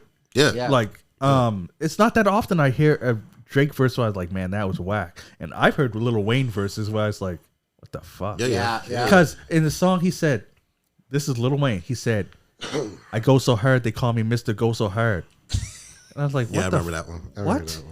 Yeah. Like what, cuz? That's like a 2 Chainz line. I don't like. What are you? what was that, cuz? But he's another one. He comes off the top of his head, so he's just saying what was in his head. Yeah, Yeah. That's why Lil Wayne was never in my top 10 or even 20, cuz it's just I respect what he does, though. I definitely respect what Wayne does because, like I said, he goes off the top of his head, and when he goes to have to perform that song again, oh yeah. people got to write the Yeah, shit listen. down for him. Yeah, bro. Yeah, people got to write the shit down for him. Then he got to. I personally like Wayne better when he was a Hot Boys and them. That Yeah. was my Oh, yeah. favorite. That was The my favorite Wayne. old Wayne is my favorite Wayne Yeah, too. that was my favorite Wayne. Old Wayne is my favorite Wayne too. But now you're holding him to that pedestal. What? How come you can't go back to Hot Boys? What do you mean? Wayne, like, how come you can't do what you did? Oh, in you Hot mean Boys? I look. With You Pac mean and like Biggie. Yeah. you're always Yeah. looking for him to do that. Yeah. But that's himself. Yeah, yeah. You know what I mean? Other than like with Pac and Biggie, we're unfairly putting them at the top spot. Even when people come with better music, we'll never knock them because we got the nostalgia, and that's like when we hear a Pac song, we can almost feel like when we first heard it, where we were and yeah, all that. exactly. It got a special part for it. Yeah. But if you ever sat down and like looked at the lyrics, they're good. But if you listen to some of Meth's new stuff, Oh, man, and compare it to like fucking their fire, bro. like lyrically, like Pac was like this. Is why I always compare Pac to DMX. They were more emotional Yeah. than lyrical, but they were emotionally lyrical. You know what I mean? They were more on the surface and stuff. Where if you listen to somebody, and I know he's a deeper lyricist from Wu-Tang, Inspector Deck, and so you'd probably like him because you like Meth. If you like, because when Meth was, they asked him who's your top 5 favorite rappers in an interview, he said Inspector Deck, Inspector Deck, Inspector Deck, Inspector Deck, and Inspector Deck. That's what he said. That's Method Man's top 5 favorite. And if you listen to Deck's stuff, he kills it. He's crazy good. What fucked up his career is that, like when they were doing the first solo albums, and you'll see if you watch the Wu-Tang show, Yeah. his album got lost in a flood. RZA Yeah, I had seen a that. flood at his place. I seen Lost all kinds of music, Yeah. all kinds of beats. Inspector Deck's whole first album. So when he did it, they did it over, and RZA was trying to recreate the beats just from memory, right? Of course, it Jeez. didn't sound the same. But they, to this day, they said if you heard Inspector Deck's first album, you'd have put that up there with Raekwon's first Yeah. album, and then it was crazy. That's why I always give credit to him, because if you listen to he's a guy that his voice is tight. He got a good flow. But if you listen to what he's saying, sometimes you're like, oh shit. And he's current. But yeah, not everyone can spit lyrically like that, and that's the type of stuff I respect. But I also like the Drake stuff because I'm not always trying to listen to the lyrics. I'm just trying to jam to the music. You know what I mean? I want a catchy hook from now and then. That's why I love 50 Cent. Although 50 Cent, while he wasn't super lyrical, he was super witty. Yeah. I like he get these nice lines, like you know what I mean, like that. Where Banks was lyrical and witty. You know what I mean? He was always he always had the better lines, but 50 had the line that make you just smile and like, oh yeah, you know what I mean? Then Banks was more lyrical.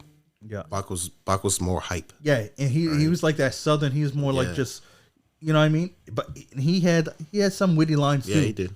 He was more energy. And Banks was the guy that you're like, why he there? Yeah, I like Lloyd Banks, bro. Yeah. Not Banks. Sorry, Yayo. Oh, Yayo, yeah. Hey, hold on. I want to say apologize, Lloyd Banks. I just said his name. I know why you were there because you was tight. Yeah. He was my favorite member of G Unit. Yeah, Lloyd the one Banks. I wanted to diss just in was Tony Yayo. Yeah, I don't know. I gotta remember one Tony Yayo song, to be honest. His voice was even weird. It was You know what I mean? But Lloyd Banks, yo, he was just, like, I like that song. I mean, I'm being specific right now, but Lloyd Banks in Avant, the Karma. Yeah, that's a jam. You know, I like that emotional rap. Yeah, I know. 2G just texted me. His phone died. He's charging it now. Okay. So if y'all didn't realize, the argument was over because 2G's phone died. Yeah, no one hung up on him. No one hung up on him. He didn't disconnect. Yeah. His phone died. Yeah. So, it was a good little argument. Too bad he wasn't sticking to the subject, but, it's whatever. We're used to that by now. What, with 22 episodes in? Yeah. It's been like that for 22 episodes. So, moving the goalpost. So, I guess we're going to have to define stuff. Yeah. If we're going to have a discussion on that topic later, maybe we will have a podcast on that and just be most lyrical rappers and just keep it in. We don't want to know about how much albums you sold, how much money. We ain't going based on money. We ain't going based on, you can do this and this. No, lyrical spit. Yeah. Basically, if we put you two on stage, who's going to say the illest shit? Yeah. Yeah. You know what I mean? I want to have a conversation about that. I also want to have remember, we still talked about the storytelling MCs that we want to talk about the good stories. Yeah. But back, I want to circle back to the original question about Tupac and Biggie. Will they ever? They have already left my top 10, but will they leave people's top 10 online and in the world? I don't think so. You can put it in the comments. Tell us what you think. Yeah.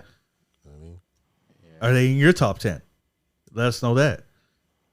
I still got them in my top 10. Still in my top 5, really, but they're not 3 and 2 no more. They're not as high as they used to be. Right? For me, they might be 11 and 12 now. Oh shit!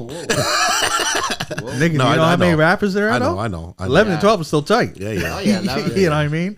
Because I really got into Tech 9. I know. There's a lot up there. Damn, shit, nigga. Fuck. I know. y'all make me think. Like, a lot of people have faded from my list too.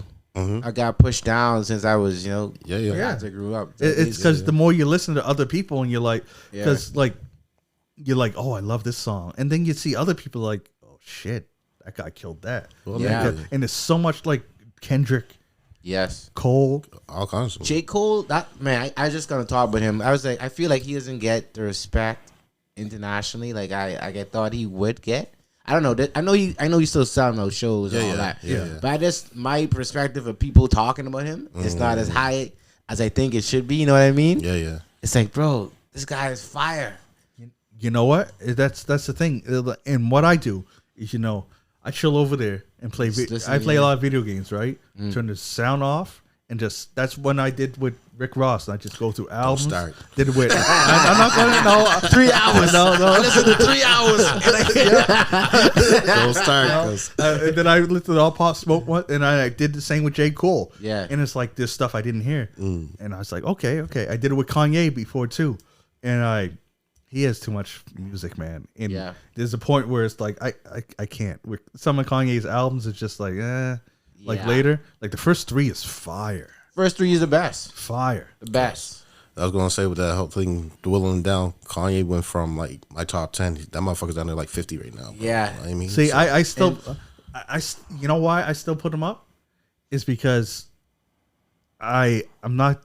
When I pick somebody on my top, I gotta see him at their best, I seen him at his best, and that's why he's still up there. and now I see him at his worst. See, I can't do that because he truthfully, freaked I've seen Pac at his worst. Yeah. Unfortunately, it was stuff that came out after he passed. Yeah. But it still got out there, so I still hear it in my head, and a lot of it, I'm like, it's like you even said you couldn't even listen to Biggie's post album. No, bro, because they fucked that up. Yeah, that's They what I fucked mean, that up. and that's I mean, like that's them at their worst. I mean, like they fucked So that up. Kanye is still up there. I don't even know if he's definitely in my top 20, top 10. I don't know. He gone for me, bro. He gone. He gone for me. Because a lot of people that are I have on my tops to some people that people might not have. Know who I got Heard my of, top right? 20? Dave East. I didn't really get into him yet. He might Yeah, I be my really- I'm surprised you didn't. He might be Considering my that's next- Method Man on fucking the Wu-Tang because Saga. there's a lot of music. There's a lot of music, and when I go to music, I sit there and I digest. I go through a lot, right? Yeah. Because, like I said, I like not going to get in on him, but with Rick Ross, I didn't like him, so I tried to like him. So I kept looking. So I mean, yeah, I You tried. yeah. Because like 2G said, he's like, well, how many songs did you listen to? So I was like, oh fuck it, I'll listen to 3 hours.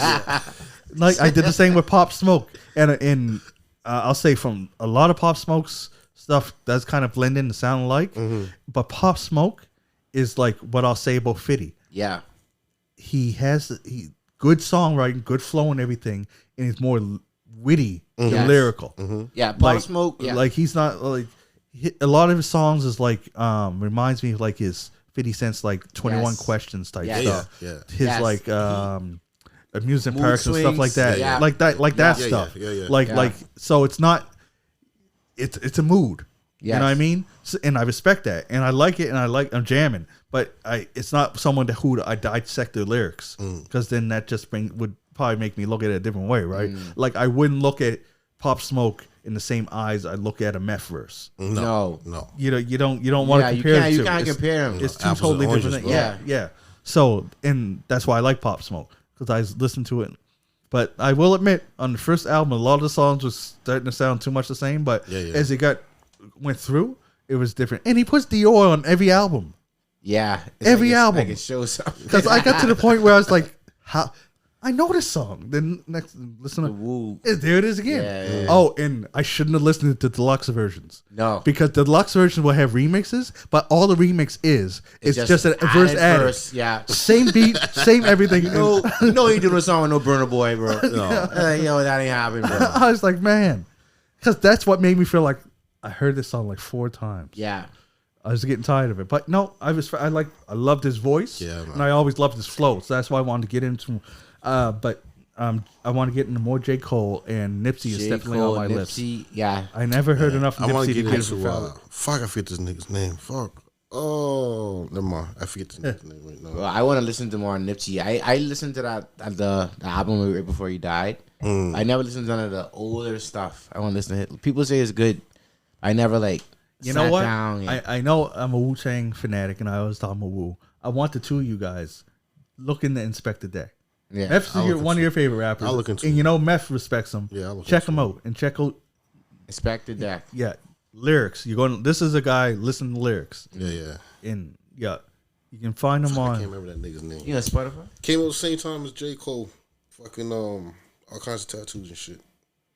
Oh Almost looks like the game. no, I know who he means. Gates. Yeah, Something Kevin Gates. Oh, Kevin Gates. Yeah, I got oh this yeah, other I got Kevin two. Gates. Yeah, songs yeah, from- bro. Yeah, I Kevin got it. Gates. Yeah, I got it right. What that album was called? Anyway, we can't remember, but that's he underrated, bro. yeah. Yeah, He I underrated. got to look into him. He 'Cause underrated. I only know like 2 songs. You know, another one I want to listen to more. This is way off the topic of what we said. Way off the I know. fucking We're We are doing Yeah. 2G right yeah, now. we're talking about we're aspirational. We're Yeah. what we're looking to. But you know who I want to thought we listen to recorded. more is Joyner Lucas. Yeah. I know he's good. Yeah, he's good. Yeah. He's slept on. Yeah. He made his. He actually made. He made another song now about Will. He made one song After the slap. After the slap, but it's not really all about Will. He just talks about things that we wish we can go back and change. Yeah. He talks about the slap in it, and I was like, "Wow, bro, he just good with his words, bro." I know, man. I like him. I forget it happened. I was listening to him. Forget or not, but it's good. It's good. It's like a story. Yeah. Starts with I think somebody's robbing like a convenience store, and then he goes through. But he's good. Join there. Yeah, nice. He was actually here in Halifax. Was he? Yeah. And I missed it. Yeah, he was here. Did you see it? No, I didn't see it. Oh, here I want to ask this because I listen to the Joe Budden podcast, right? And he's always dissing this rapper. What do you guys think of Logic? Joe has a point. I'll say that because I've listened to Logic recently, but I know when I used to listen to Logic, my roommate Kadeem at the time used to kill Logic like that. But he's always talking about how my father was black. My mom was white. So anyway, whatever. He's always talking about it constantly. I'm like, bro, okay, we get it. Like, you don't have to keep bringing it up. Keep reminding us that you're black. Like, we get it. Like, this, give us some lyrics, right? But he's lyrical. He's lyrical. Is he? You know what I find funny is that like when he did a song with all the Wu-Tang members, Really? right? Yep, and I like that, right? And he did a song for the soundtrack of Suicide Squad. Yeah, That's yeah. what got me on to him. And Yeah, then he yeah. was on a Tech Nine song. I was like, okay, so let me check this out. Is that him? Yeah. And Fucking white. That's it. no, He's always talking about He white. Anyways, so that's what got me into him, right? And I downloaded. This is before I had Spotify, so I downloaded all his albums. I listened to it, right, and listening to it, and I got to the point where I realized I wasn't really listening to it. I kind of he's not lyrical enough that nothing stood out. Yeah. Everything like I was like, okay, his flow was okay, the beat's cool and stuff. Couldn't repeat a lyric. Yeah. I can't even repeat a hook. I listened to all his albums and can't recite a hook. That's shit, bro. You know what I mean? The only thing I remember I can't even say the word. Remember. It's all good. The only thing I can remember about him is like that song when he's talking about suicide. But I don't like that song because I know why I don't like that song. Because he talks about suicide in the beginning, but he doesn't clear up it until the end of the song. Like why he's talking about it, but how life is good and everything like that. Yeah. But that was like, bro, why you wait till the end of the song to talk? Like I don't like when people like put that out there and then they wait till the end of the song to clear. Like another reason why I try to get into him because I watched this like documentary on him, and I was listening, and it's like I kind of liked him as a person. You know what I mean? Yeah, he's a good guy. Yeah, he's a good guy. Yeah, it helped that his wife was cute. I'm looking at it right now, man. Yeah. Wow. So I listened to the music and I was like, that's why a lot of people like list people. And I always try and challenge them by, well, then quote a verse. Like, it's coming. Watch out what I'm going to say. Good. Who can quote a Rick Ross verse? Oh, now you caught me on surprise. See? I could sing the hook from Hustling. I can do hook. Yeah, I can do that. And no, I'm not going to shoot shots at anyone local because I love my Canadian stuff. Oh, someone's phone charged. But Ross, I got Ross. Shoot! Somewhere. We got an incoming call. Let's see who we got here. Hey, what's up? Hey, what up? What up? We're live because we're recording still. You guys still recording? Yep. Just to let you know, you're being recorded right now. Just let you know you're live on air. Okay, cool. Sorry, we lost you. Right now, we were talking about Logic. We were talking about. Yeah. I don't know how we got the Logic. You.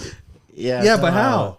But something led to it. Lyricists and people put on the list. Some. Yeah, we were talking about lyrical people, and we was What do you know about Logic, Joey?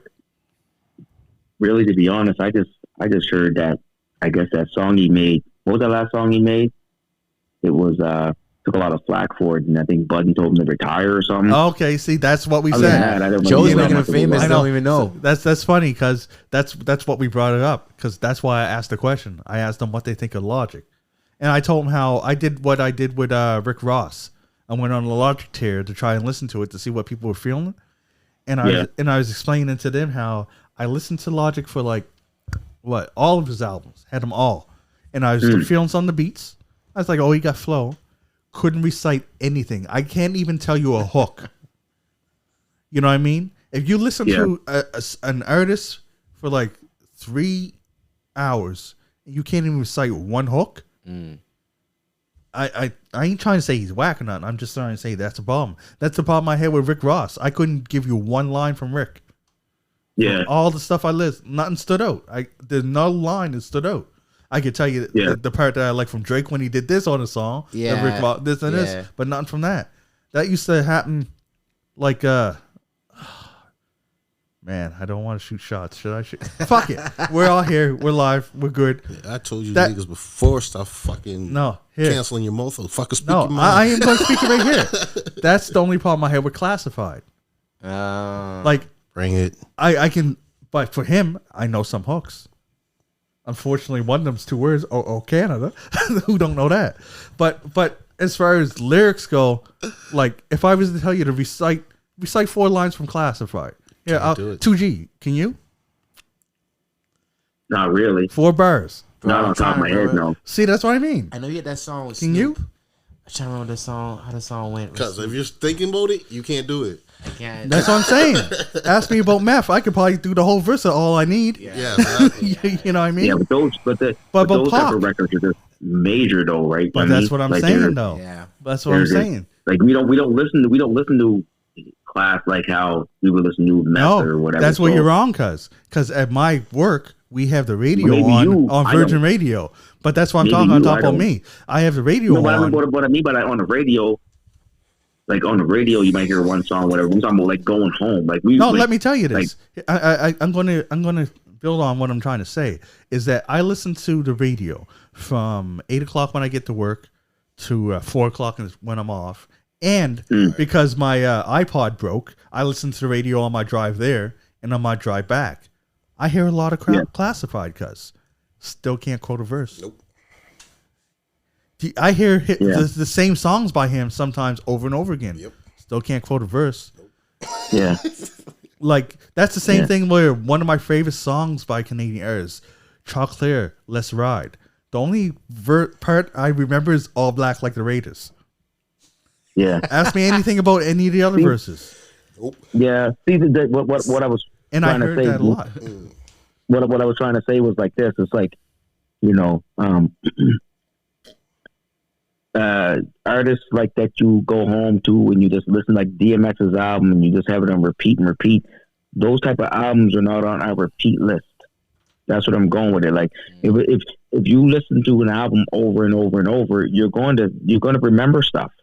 If you listen to it on the radio here and there, and then you hear a song here, and then like you're not going to remember it. That's not true. That album was on for repeat. That's not true, cuz DMX repeat. Here's an example I'll give you.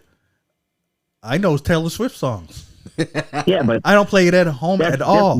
But what I don't play it at all. That's different though. It's different though. It's different. No, it's not different. Cuz I can tell you the lyrics from some Taylor Swift songs, and I ain't got them in my iPod. Maybe you like Taylor Swift then. I don't know what to tell you. It's because my point being is I hear different. it from the radio. You know what I mean? Like, I don't know any Taylor Swift songs. I don't listen to any of her stuff. I mean, you listen to a folk, okay, shake it off, whatever, stuff like that. But at the end of the day, it's like I know that whole.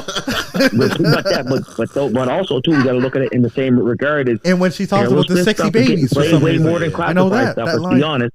What? What you said? The rotation is real big on Taylor Swift compared to Chocolate. You know what I mean? No, anyway. what we're saying is about how some things are memorable. Like there's some things like just sticking in mind, no matter how many times you heard it. I bet you can listen to In the Club one time and you'd still be like, "Oh, it's your birthday," and you'd know that right off. In the club, and you might, even if you knew In the Club and you mumbled the rest of the words, you still know the melody. I know someone. A lot of people, a lot of artists out there don't got that. Yeah. You know what I mean? Like for Drake, I'm not going to do it right now. I can recite, almost sing the whole "Best You Ever Had" verse, cuz. And I only listen to that from the radio. Right. Same here. You know what I mean? Headlines because is it mine. stands out. You know what I Start mean? that song. Headline. That's what I'm saying. Like some rappers, like, and that's what happened with me with like. I ain't murdering him today. I'm just going to say it right now. But Rick Ross, nothing he said ever stood out to me. Yeah. Like, oh, you're a Rick Ross fan. Can you quote like 4 bars? I'm trying. Yeah, but I do get what you're saying. I do get totally what you're saying. But then, like I said, I also feel like depends on what you're listening to. Like you can go home and remember it. That's cool too, right? But at the end of the day, it's like do you like the music? Do you like the melody? Do you remember some songs you just memorize? You really like them. But the some thing songs is, you just listen for the vibe or the beat, whatever. So this depends on who you are, right? Depends on who you are. but also the like. flip that, yeah, What's that? it's what you like. You're right there. But the flip Depends on that, what you like, there's some right? stuff that's memorable that even if you don't like it, you remember. Yeah. There's some stuff that just sticks with you because it just hits you. Like because I know some songs by Maroon 5, and I didn't know Maroon 5. I know The word you just said was And perfect. Lizzo. It hits you. Yeah, that's what I'm saying. So like a big record, like Shake It Off, that's a major record from Taylor Swift. It was on probably rotation on many stations, right? So that stuff just hits you because it's over and over and over and over. It's almost like the Masterpiece situation, all that stuff. Play it thousands of times. Eventually, it's like this. It sounds good. No, so it's memorable, right? There's two lanes here. You're merging because you're merging two lanes. This is where like the situation is. So that's the hard part of it. But he's merging the two lanes. I just want to clarify what you're saying because it seems like we're merging two lanes. Because what I was saying is that there's some things that are just memorable, right? That stick out and you know them because it's just memorable, sticks out. But then there's what Joey was just saying. There's the stuff that's repetitive, and you just it seeps into your brain and you remember it because you heard it so much. Yeah. I think there's two different lanes to that stuff because there is some songs where you can hear it once and you'll remember some stuff from it. Yeah, and there's some songs that you don't even like, but you hear it so much you can probably go on friggin' Voice or whatever. Nigga, I can sing every song on the fucking radio. Right I know now. That's what I mean. So I like to say that there's two lanes right there. Shit. To me, what I think that there's one song I like. I think that Control Alt Delete. Is that the name of it? Control Alt Delete bump to the hit. The headphone one. That's all. I ain't gonna lie. I'm not gonna lie to you. Maybe you think it a little bit differently, but I just think like for me, I only remember stuff I really like. I'm not gonna remember like basic radio stuff. Like if I don't have it in my playlist and I'm listening to that stuff over and over, it doesn't hit me. I'm not going to remember it. I don't really care. Like that's just me. So maybe we're just thinking differently on a different level. Well, like I think I remember it. That's cool. I think you might have both. If I don't want to hear it, I don't care about it. Oh, so you just zone it out. I don't even go into my mind. I don't want to even listen. That's like negativity to me. I got a Rick Ross line. I'm not even hearing it. Like, you got a Rick Ross line? Hold on. You got a Rick Ross line. I just got a one. They call me Big Meech. Larry Hoover. Yeah. One nation under God. Oh, shit. Real. Getting money from the star. I don't know. Is that even a fucking verse? That's like 3.5. That's like 2.5 bars. Cause I think that was a hook, wasn't it? I asked you guys if you could give me 4 Rick Ross bars because I want to hear. I want to hear 4 Rick Ross bars right now. Blow money fast. Blow money fast. Yeah. 4 Rick Mark. Wow. Sorry, 4 Rick Ross bars. Nigga, I'll tell you who don't get no play from me on the radio, even though I'm driving a fucking half hour. And that's any Lizzo song that comes on. That shit gets turned the fuck down. Couldn't tell you. Yeah, couldn't tell you none of her songs. I unfortunately know some of them. Yeah. It's turned down, bro. Straight up. I like, but no, I'm not a fan. But like, I can't think of a Rick Ross verse, but I like his songs. So like, oh yeah. I like. That's the thing. Don't get him started, nigga. I know. we did this last podcast. We did this last podcast. Didn't I admit I like some of his songs? Yes, yeah. Let's leave it at that. His song. Leave it at that. Yeah. Do not fucking dig the bones back up. We'll say Rick Ross has some good songs. There we go. That's it. Leave it at that. We'll leave it at that. Hey, Joey, you missed this one. Well, the question that we kind of answered, we all answered, is will Biggie and Pac ever be off your top 10? Probably not Pac. Biggie maybe, but not Pac though. Just because Pac is like, for me, it's just everything he's told. Like I don't really listen to him a lot, but I still listen to like his Thug Life album, Machiavelli album. So tell me this: it would take a couple years for me really to like let go of Pac, like letting go of Mobb Deep or Prodigy. Like it hurt me. Not let go. You keep them. I'm just saying top 10. So you're telling that's me what I mean. My top 10. Here's a part 2 to the question. Moving him from somewhere else. I got a part. Like when I mean, like, yeah, right. I want to follow up to the question to ask you. So you're telling me, and I want to know, are there not 10 rappers that you think are better than Pac? No. Really? No. Okay. Yeah. But it's your personal opinion. I'm cool with that. Me. And when I think about rapping, like I think about like I always go back like when we see it's hard like we I don't know, everybody thinks differently. So like some people think about rapping as like okay, like pure skill. Okay, like the pure like Pac wasn't like Redman, like he wasn't that type of rapper. Everybody's different, but you're still a rapper. So it all depends on what you like and the type of rap you like, right? Hey. Like I like Rick Ross, so you know, like I guess maybe I put him in the top 10. I don't know. Hold on. So this depends on the type of rap. If you like that cerebral rap and that like that, whatever, that's going to be for you. Lyrical stuff, yeah. Right? That's going to be for you. That's going to be your goalpost. For me, I like Pac because he was more influential.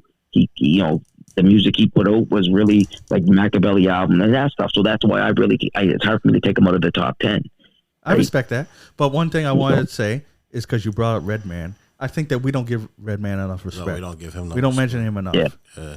He should get enough. He could be up there too. Yeah, we should put him up there. And another thing where we say Pac is most influential, I want to touch on that because I think this is all from perspective.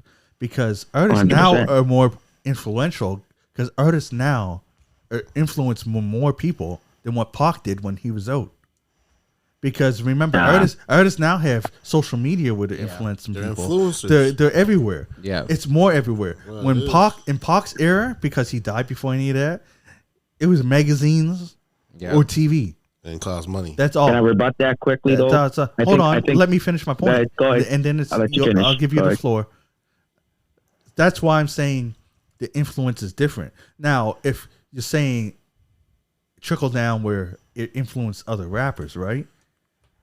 That's where you can have an argument that Park, I call him Park instead of Pac. Anyway, Pac might influence more MCs in a way because the generation before you is always going to influence the next generation. Yeah. But then that generation, it's like an umbrella. Like Pac will say he influenced like these 40 rappers that are coming out. Then those 40 rappers are each going to influence like 40 rappers. So then, it's spreading down. Pyramid scheme. Yeah, it's a pyramid scheme. As influence goes. So that's why I'm saying that Pac have more influence.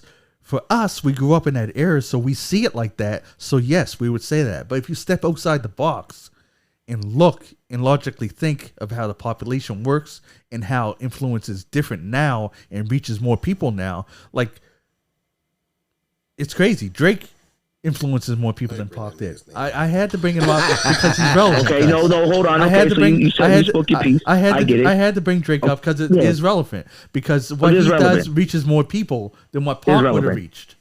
That's the only thing. Where I'm going. Hold on, Joey. I'm going to kind of answer what you're saying. Joey, before you kick in, hold on. Over and over. Wait. I just wanted to clarify something I said, and then it's all yours. I'm not saying Drake is better than Pac. I just want to clear that up. No one's saying that. No one's saying that. No one's saying that. I just want to clear it up. No one's saying that. I just want to clear that up. No, it's your turn. Go ahead, cuz. All I'm saying is where I'm going is like Pac, like he influenced the people on a different level, right? Drake influenced because of the music. They really liked his music. I mean, like that. Pac wasn't doing that. He was more like a revolutionary. So a lot of people was following him and his movement and what he was doing. Ain't no one following Drake's movement. No, but you like if you listen to Machiavelli's album, for my opinion, this is just my opinion. I'm speaking. Oh yeah, was probably better than any Drake. This would be any Drake album.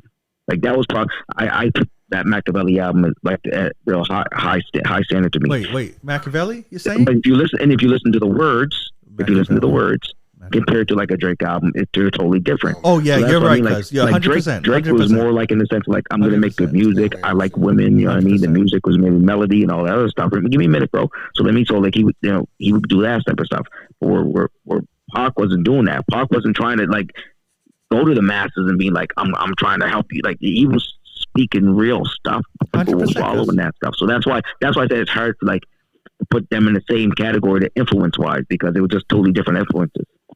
Anyway, I'll leave it for someone else to jump in. Yeah, 100%. Everything you said. When I'm saying influence, I'd say that what you're saying is true. Where Pac had a more political, or you'd even say impactful influence, but Drake definitely reached more people.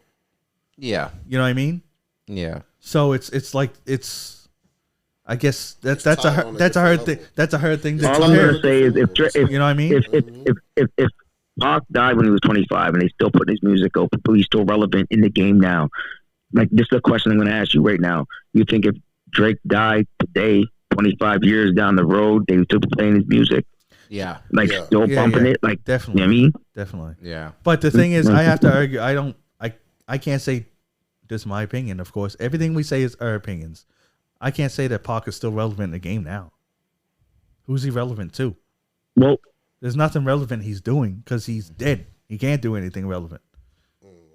No. Well, speak literally, because we got to go literally every time. But speak literally, yeah, you're right. Of course, he's dead. He can't keep rapping. He's done. Yeah, it's hologram. He's putting album tomorrow. Come on, bring him back. Let's go. So he's not. Like, come on, bro. So I like can't literally, yes, he's dead. So he's not relevant. Music. I can't say he's relevant. Like the music is going now. Anyway, I'm just saying you can't say he's relevant. I don't think he's relevant now. Yeah, he's dead. Yeah, I know. But you just said making music tomorrow. He ain't dropping in the studio with. The only relevance that he has is the movies that he came out with, or the movies that came out about him. That's the only relevance that he has now, or the impact he had, or the impact that is through the movies that are being portrayed about him right now. That's it. You know what I mean? But even his impact is fading.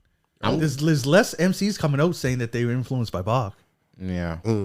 You know what I mean? Yeah. No one says they're influenced by Biggie no more. A lot of people say they're influenced by Future. I know. It's crazy. Yeah. I'm going home. Crazy though. But what I want to say, what I want to say is when we talk about the influence of Drake and versus Tupac, I feel like at that time when Tupac was out, rap wasn't accepted as accepted right now. That's why he didn't reach as many people as Drake could. Exactly. Now in this era, Drake and etc. and Future and all these guys, rap is accepted like everywhere. Yeah. Rap is probably number one, I would say. I'm guessing, but number one in genre. And also, Drake, you can put Instagram or Twitter, whichever one. Yeah. You know they got millions upon millions of followers. Yeah. He can do whatever, and influence is reaching all of those people. Instantly. Back then, we didn't have the ability to do that. No. Pac couldn't do something and it reach. He'd have to get on a TV show. Yeah, get on a TV That's show. That's what's harder though for him though. That's what I mean. Like for him to make that impact compared to the social media, what they do now. Yeah. I mean, like think about it. The impact that he made without even have a social media. Oh, I'm not taking that away now from we him. even go down that road. No, I'm Imagine not. if he had social media, what would happen? We don't. Imagine if he would go worldwide. Well, I'm not going to make assumptions. But now assumptions, David. Don't make assumptions. I'm saying, but the point being is, let's just think, though. Let's just think. No, I'm not saying assumptions. Let's just think. So if Pac right now had social media, and Facebook and Instagram, and had the same platform, you're telling me it wouldn't be as close as Drake? Couldn't tell you. Make assumptions, but let's just couldn't think. tell you. Okay, of course you couldn't tell me. I mean, right. It's you're asking a question to an impossible answer. Yeah. Basically, any answer we made is just completely made up, right? Because you got it. We don't know where. That's called an opinion. Because when did Pac die? 1996, 97. 96, 97. Which one was it? Yeah. So you're asking us if, hey man. What do you mean us? Yeah, you. that's old, oh, you're asking me how many years ago was that? It was 96. You're right. 96. Almost 20 years. No, over 20 years. Almost 30 years, guys. Yeah. So you're asking me now, what? He was 25. 56-year-old Pac. Jesus. Is going to be as influenced as what? No, I'm saying I said no. Sorry, I got to rewind the tape again. Okay. I got to go right to the back to rewind. If he was 25 years old, right, and there was social media, so the relevance he had in the game at that time was pretty big. right? Him and Biggie had a big like what they were doing. So if they had social media on top of what they were doing. Well, that doesn't make sense, guys, because that's moving the goalposts, because that's the whole defining factor that we're using as the argument. That's what I'm asking you a question. I'm asking you the same. But what I'm trying to say is I'm asking you a question about if they did have social media at that time. How much do you think, in your opinion, like in your thoughts, yeah, what if? Where it would be at? You know what I mean? Like, you think it would be less, of course, or would it be more? No, because he'd be able to hit more people. Yes.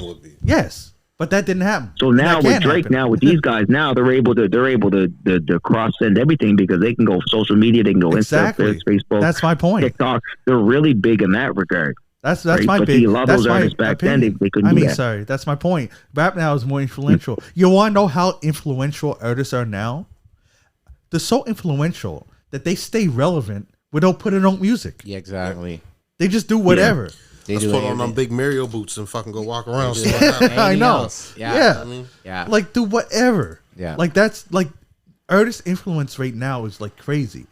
And Joey, to go on to your point, no, I don't want to do that. I was going to say if Pac was allowed, but I don't. I was just going to go there too. I don't like doing what ifs. Let's go there. I want to go there. I was going to say. Thing is an opinion. What do you mean? It's not opinion. It's not nothing that we're talking about is really like facts.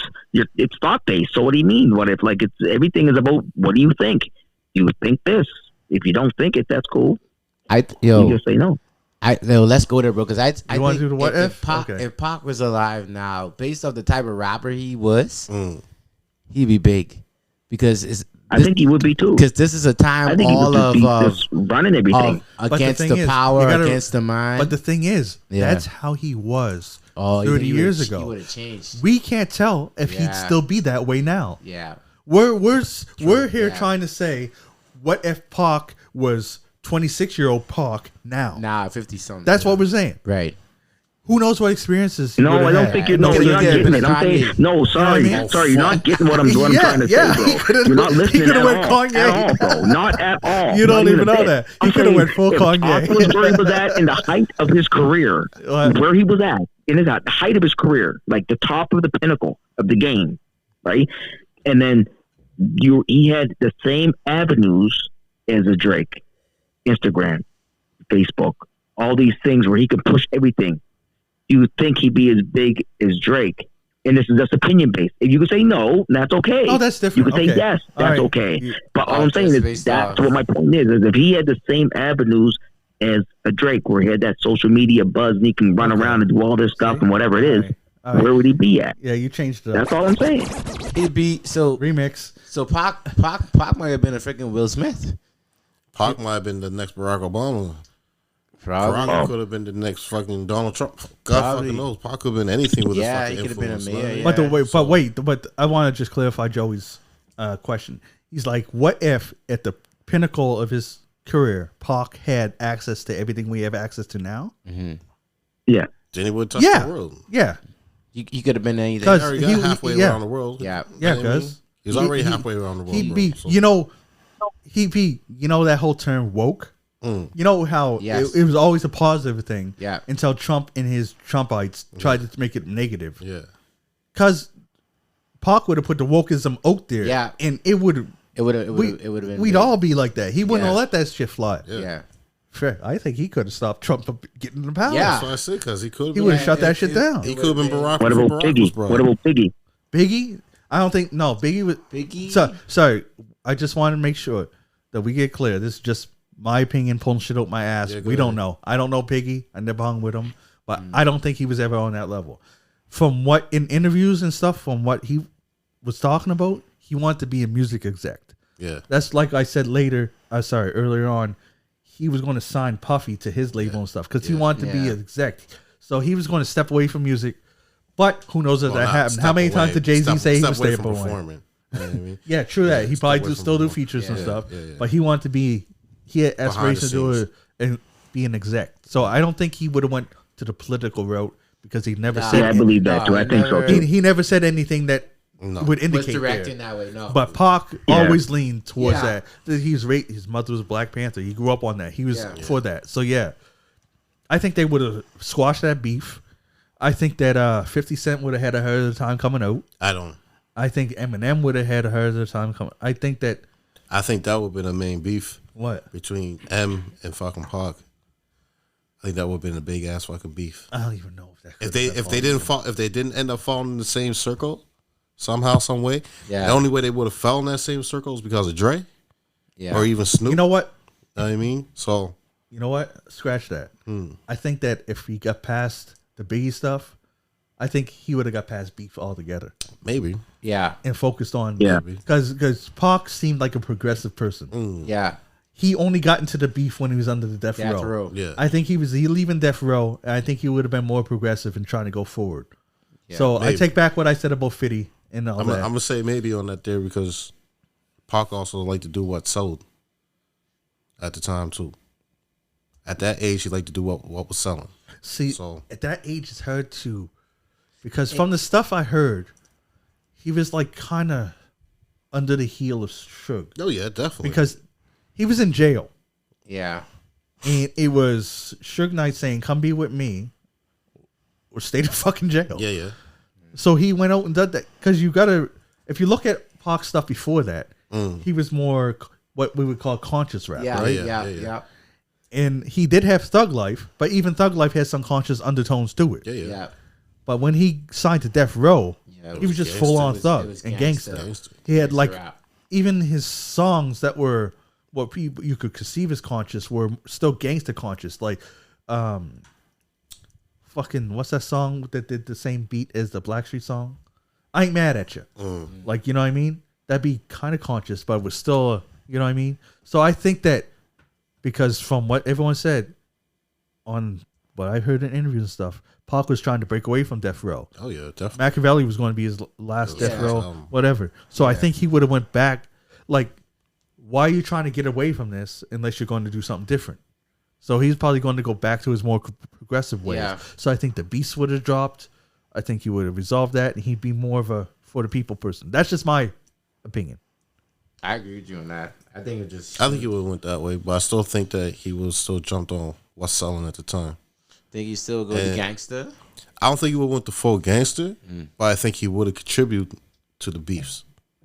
Know what I mean, if someone says something about him, he was going to rebuttal. He's gonna respond. yeah, yeah. Yeah, So- Pac wouldn't let it slide. Pac was a responder yeah, for sure. Yeah. Know what I mean? So definitely. that's why I say if M says something about him, the only way it's not going to happen is if they fall in that same bubble, and the only one's going to help them do that there is Dre, Snoop. You know what I mean? That was it, because 50 come up afterwards, right? So, and 50 could have said something to Pac, because remember, Oh, he 50 would. being young, dumb, and stupid Hey. at that time, he was Yeah. a big fucking Biggie fan, But check this out. right? Not even just Biggie fan. I bet you if they were alive, Biggie and Pac would have been on How Do You Rob. Yeah, He would have went at them on yeah. there, but it would have Exactly. been in a fun way. yeah. I think Biggie would have let it slide because he always let. Well, he didn't. You know Yeah, what I mean? Biggie. But Pac wouldn't have let that slide. No, No. Even if it was a joke, yeah. Pac would have said something. Yeah. And that's my opinion. I gotta stop talking like I'm speaking for Pac. I don't know. No. Well, I for seen him sure, yesterday. I don't know. Yeah.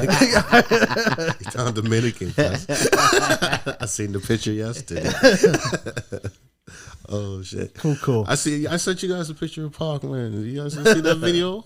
I sent the video in the chat of Pac. All right. That 56-year-old Pac. All right. Let's wrap this up. So, one last time after we had all the discussion, I just want to ask the question one more time. Tupac and Biggie still in your top 10? Me, it's a no. What do you say, King Tigger? Yeah, for me. Right now? Yeah, right now. Yeah, I still just the respect, bro. Okay. It's just 2G. Yeah, man, Biggie- I still got Pac in there. I don't got Biggie in there. I don't think. I think about Pac for sure. Yeah. Okay. But Pac's there. so since Joy bring that up, I want to clarify.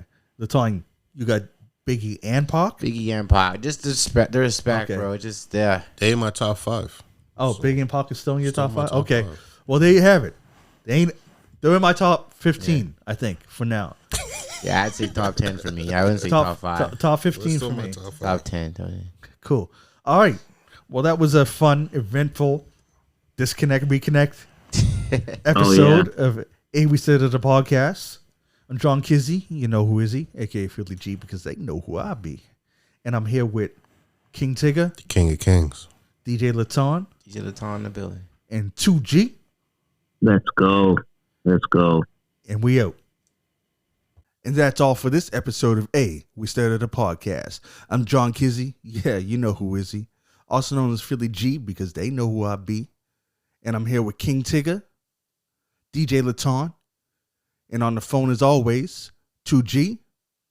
And we'll catch you next time.